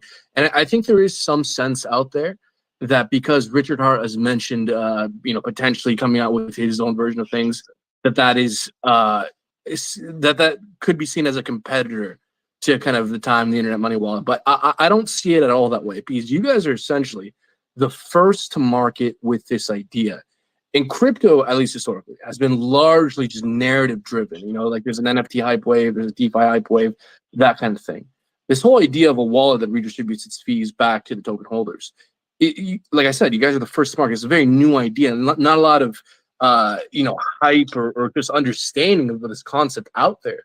But I see Richard R. even potentially, when he starts to talk about this more and more, if he ever does come out with his own version of this, that's essentially a massive, massive, massive advertisement for this idea. And even if he does take some kind of market share or whatever, in him jumping into this space, he's essentially marketing this whole concept as a viable idea to a huge, huge amount of people, that it's just bringing so much more attention to this idea that it brings more to the table than it ever could take away. So I think that Richard coming with his own version of this is not at all should be seen as competition, even though it might easily it can be seen that way. I think the amount of attention that will be brought to this idea is a far net benefit. And so I don't think at all we should view kind of Richard's version of this as an actual competitor, because it brings so much more to the table than it detracts. I like where your head's at. And I agree. And to expand on that a little bit as well, it would be a high degree compliment for Richard to come out and create his own version of time, because then that would mean that we are changing the paradigm of crypto wallets, because we are the first. Nobody else can ever say that. We are here. We are in market. We have all the proof in the world. We are the first. So if anybody else does it after us, they are not the first. They simply complement us and validate that we are changing the paradigm of crypto. It would be the highest degree of a compliment. And then one step further, that I think that we will have always as, okay, let's say it does get competitive in some respect. We have an edge over Richard in that we will be a strong native PulseChain wallet. And look, if Richard wants to adopt us as the community wallet, maybe, who knows, maybe this could be a little more flexible, what I'm about to say. But what I'm getting at is, let's say Richard does come out with the wallet. He's going to be tethered to PulseChain. We're not going to be tethered to PulseChain. Not that we're not going to support PulseChain. Of course, we're PulseChain guys. We love PulseChain. We're going to do everything we can for PulseChain. But the thing is, we don't have to stop at PulseChain. Is Richard going to build sick features for Phantom? Is Richard going to build sick features for Avalanche or Ethereum? No, those are his competitors. We don't have a competitor, a chain-based competitor. So we, in my opinion, have more versatility. Walrus, what's up? Yeah, I agree. This is almost a little difficult to parse through without sounding like this is like an anti-RH take, but it's really Exactly. not. So one of the other things I think that we look at is the ecosystem almost hasn't even bloomed yet. And so everyone that's here is essentially, again, the vast majority are still hexagons, people building on top. There's still that thread is still extremely strong. So for the majority of people here now, the idea of like, why would I not use the RH thing versus something else? Like, that's a pretty simple calculus for some of them. Now, one, that changes that the audience around PulseChain will be infinitely different 30 days after the launch than it is 30 days before the launch. Because right now, no one can come in and play for the most part. So the community is still growing, but not in the same way that we would see, after launch when these things are active and people get a chance to see their copies. So the audiences themselves will change. And when these audiences come and grow, we want to have a lot of different ways to capture people's attention. So again, like I talk about all the time, like I have a different rhyme and reason than a lot of the community. It's not because my way is better. It's because if what the community was saying and doing would draw you in, then you're already here. I'm doing something different to go get a different group, right? So, when it comes to like LL, I have very minimal branding because I want to be able to go out and have conversations and not have to have that ticker symbol battle at the beginning, right? Like I've talked about this a lot. So as we progress, there's going to be more and more audiences, and we'll want to have all these different players being able to engage with audiences in different ways. There's just not a single flavor that everybody likes. So you'll have, we've got more cheerleader types that are very, very positive and, really bang the brands. And then you're going to have different projects that have a different tenor and demeanor. The same thing with myself. I have a different delivery on some of the same stuff than KG does, even if me and KG agree on a lot of things. So it's important to have a lot of these different facets and voices to make sure that we can capitalize on like new audiences. And so I agree that I think one, it's going to be a big ocean. And then two, there will be people who don't like RH who we still want on the chain, or even if they do like RH, they just don't have the same loyalty to him that maybe a lot of the community does. And again, we want to be able to capture all these people in different ways and have choices and options.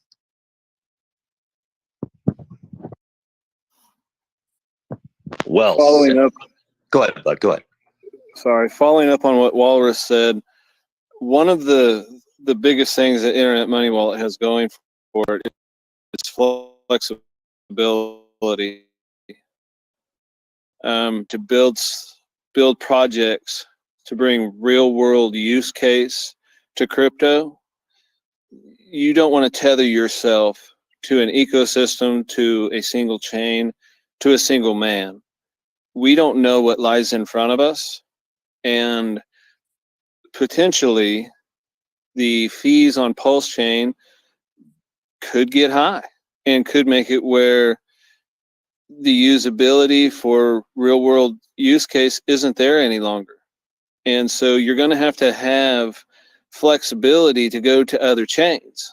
And I'm not going to dox myself, but I've been in Hex since the beginning, and I've seen the different forms of Richard, and I've seen him be the most receptive. I've seen him be the most repulsive, and he's an unknown. And when you're building something, you want to have flexibility. And any wallet that he puts out, I would hesitate to tether myself to him, or or to a single chain if I had options. Yeah, and I think we want to give all those players that option, right? I had kind of a funny interaction with a Hexagon when I was in Vegas, and it was funny. He, this is a grown man, and you could tell he was trying to find a way to say this without quite hurting my feelings, I think. But so he ran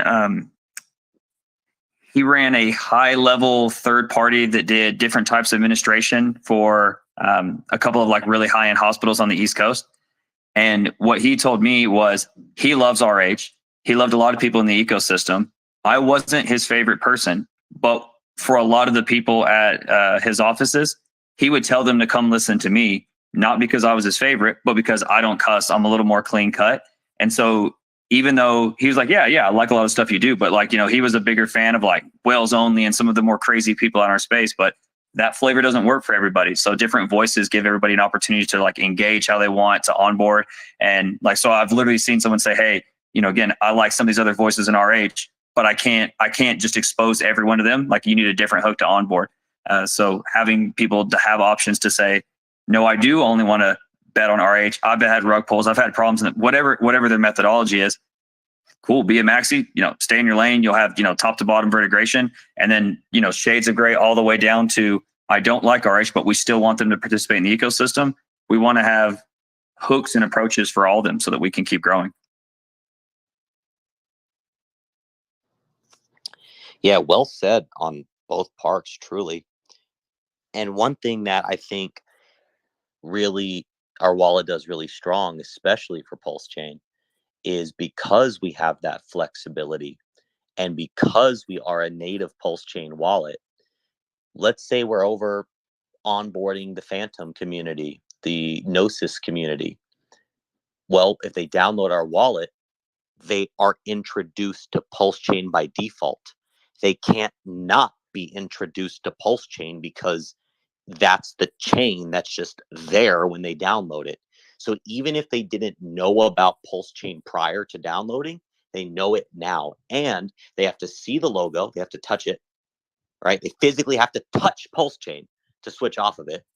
And then they got to switch off of it. So they see it or touch it 3 times. And every time they go back to their networks, they're going to see it. So it's like, even if we're out there onboarding other communities, it's still beneficial for PulseChain. And so if the PulseChain community continues to adopt us, use us, talk about us, again, going back to earlier, not only are they buying and burning Hex when they do that, they're also basically promoting a bridge builder, because we are going to be in other communities, and that shouldn't be, and is more and more, it's being more and more accepted that, like, yeah, go build bridges and bring them back home, because at the core of what we do, we are a PulseChain, we're PulseChain community centric, but we can't just continue to sit around and toot each other's horns. We've got to go on board. And what we have is an amazing, every different project has their own unique onboarding methods. This is ours. We bring people into the wallet and thereby introducing them to PulseChain.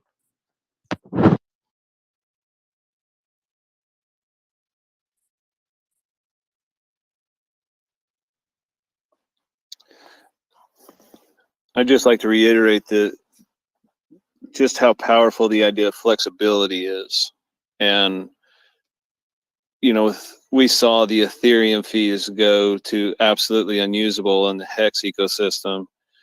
And we're assuming that Pulse is going to be very low fees coming out of the gate. But in 5 years' time, what are those fees going to look like? And how, to my mind, NFTs in different variations are the future of finance and the future of business. So you have to have, with this ecosystem might evolve into a steady stream of launching chains, just so we can have low fees. We don't know what the future looks like. And as far as onboarding goes, You look at Chat GPT, it brought on 100 million users in what, 6 weeks? Chat GPT 4. So once we get real world products that are economical to use, and by economical I mean being able to issue an NFT and burn it and have the fee be so minimal that it's not noticeable by the issuer or the receiver, that's when you're changing gears in crypto. So the PulseChain stuff for now is great, but the biggest thing in this wallet to me is the ability to flex and bring in and incorporate other ecosystems. Oh, I completely hear you and agree with you on that, because I think what a thing that a lot of people miss is if PulseChain fees are cheap forever, that means PulseChain is dead. You almost want PulseChain fees to get expensive because you know that it's popular. So yes, you have to have the ability to pivot. Completely agreed.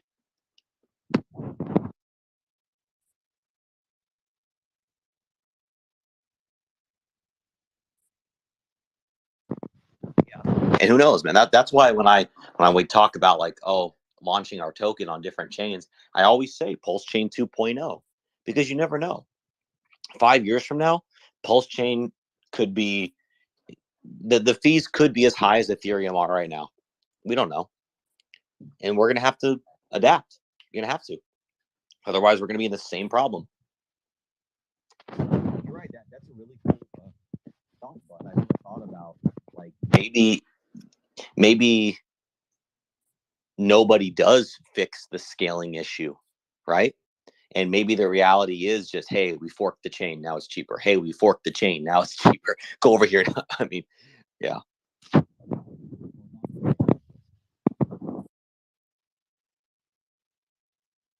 Franchising. KG, your mic is low. Apologies. Well, we've heard Richard talk about that in horizontal integration, right? When he was explaining to people when launching PulseChain that in business, you don't build a bigger McDonald's, you build more McDonald's, right? So if you look at existing business models today, you know more chains are coming. And as the fees have nothing to do, will do nothing but go up. And just like KG said, if they're not going up, it's a dead chain. So I don't see how we go into a world that doesn't have 1,000 chains. And at that point, what is your future token worth?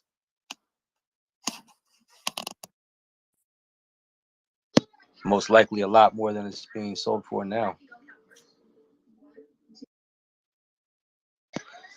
People don't realize also how close we are to launch. I mean, what did we launch 14 days ago? And it's been on the market 14 days. Very low liquidity.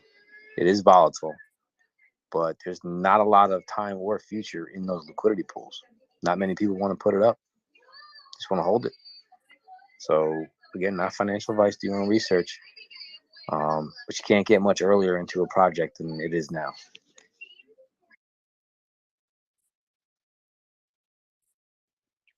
And it's actually before the dividends are even generating, really. So, but I mean, see, like, you totally get the future token, right? Because the moment that chain is so wildly successful that the fees are so high and it just becomes unreasonable to transact, and PulseChain 2.0 happens, if you're holding future, you just got an airdrop.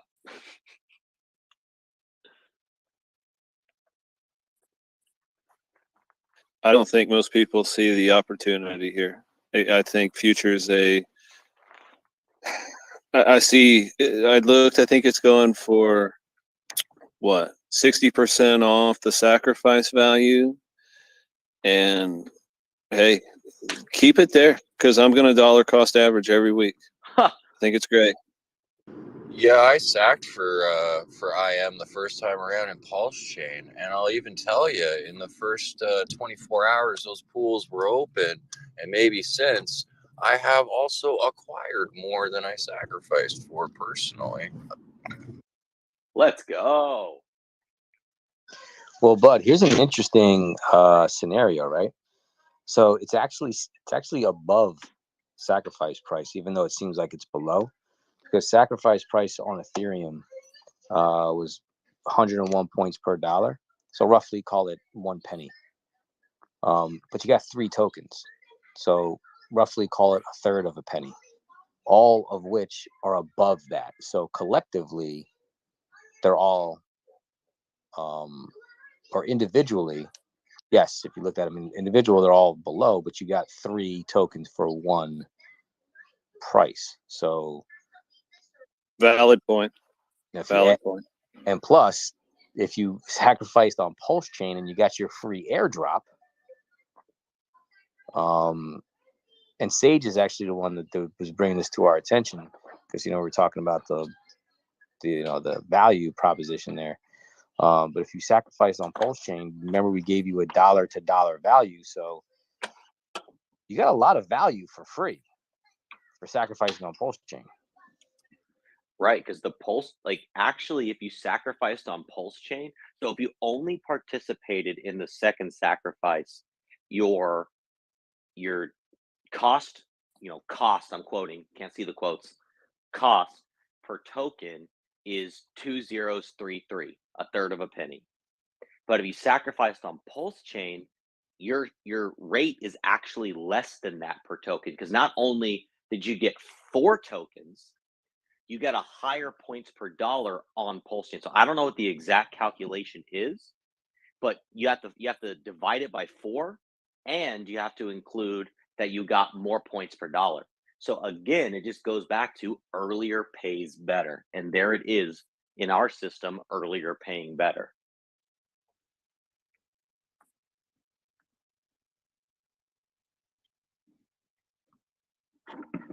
It's like at every turn, we just continue to find ways to create value. I know I'm tooting our own horn a little bit, but I say that because we so largely in so many ways get slept on, and it literally boggles my mind because I'm saying this not from a place of being cocky, from a place of being very confident and proud of us and our community.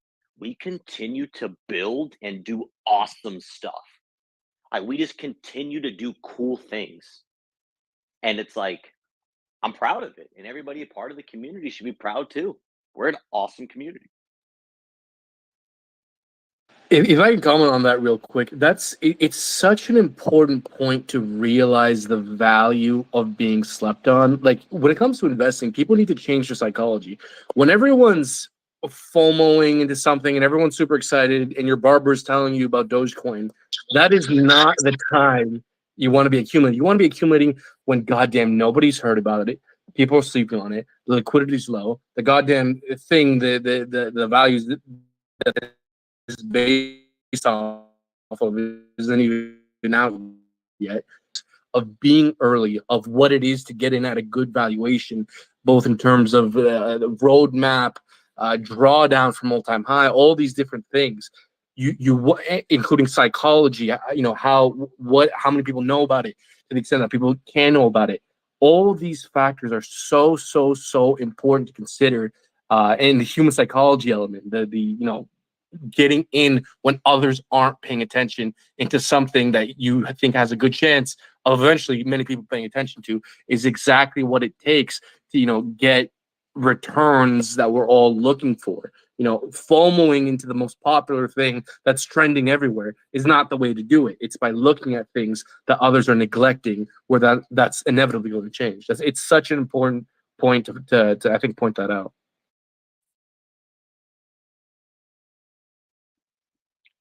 Well said. I don't disagree. You're 100% right, brother.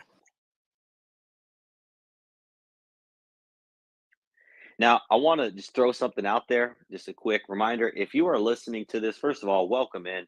We've deep dove into the beginning of this Twitter space, into all the security audits. I have this recording on YouTube. It's recording on Twitter. So if you missed any of that, you can go back and listen.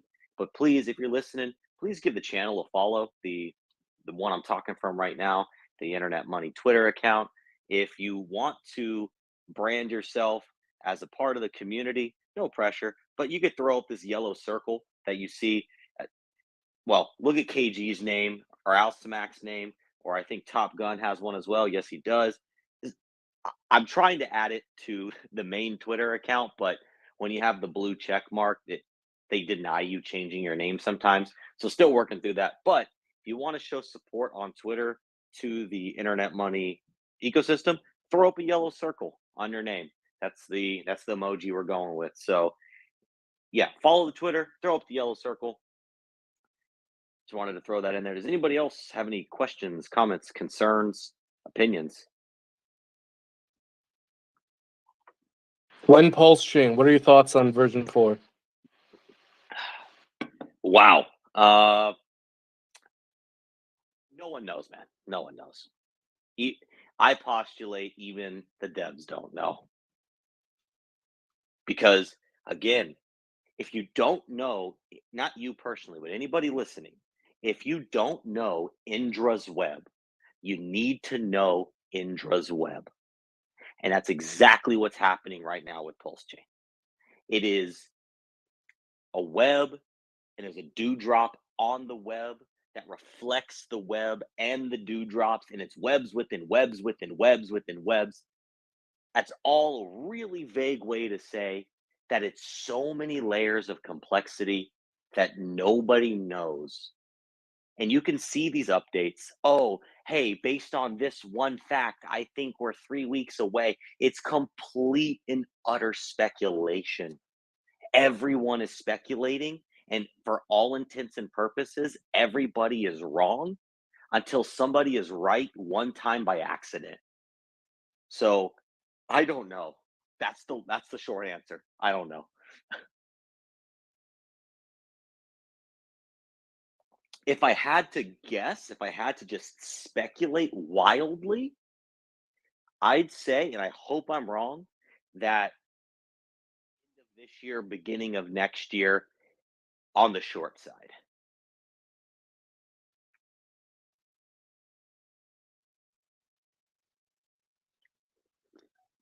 Because Appreciate the we, ones.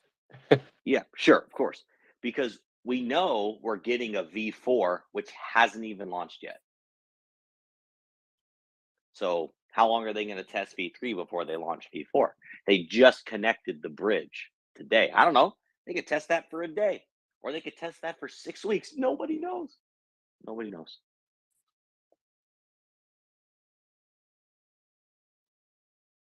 All I know, we're building every day in the meantime and after.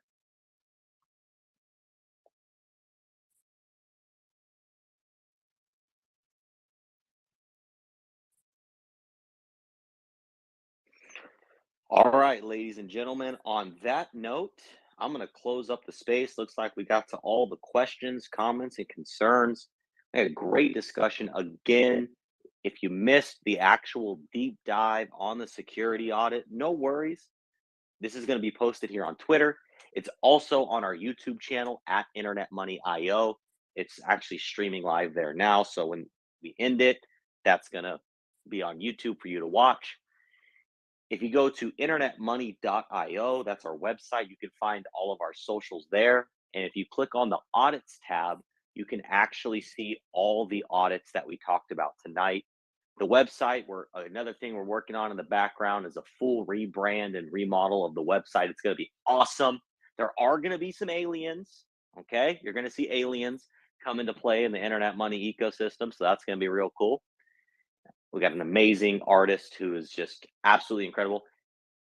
Actually, tomorrow on our YouTube channel, we're going to be streaming with the artist behind the aliens. He's coming out with a new NFT collection, and it's actually going to be one of the first NFT collections for the Internet Money ecosystem. These things are 3D animated, built with sound effects, and they're absolutely beautiful and incredible. You have not seen NFTs like this. They are just, this man he's a one of a kind artist, and he makes incredible things, and it's a new paradigm.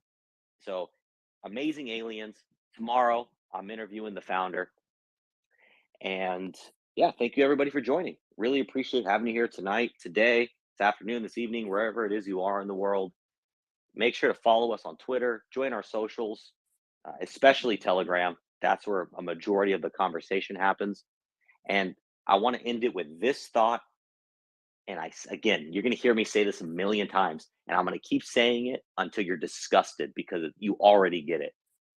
Whoever you are, wherever you are, whatever skills you have, I don't care what those skills are, utilize those skills to attract the people that only you can attract. Point it some way to the internet money ecosystem. And the ecosystem can only grow. And if it grows, it can only get successful. And with that, I'm going to say thank you. I hope everybody has a great rest of their day.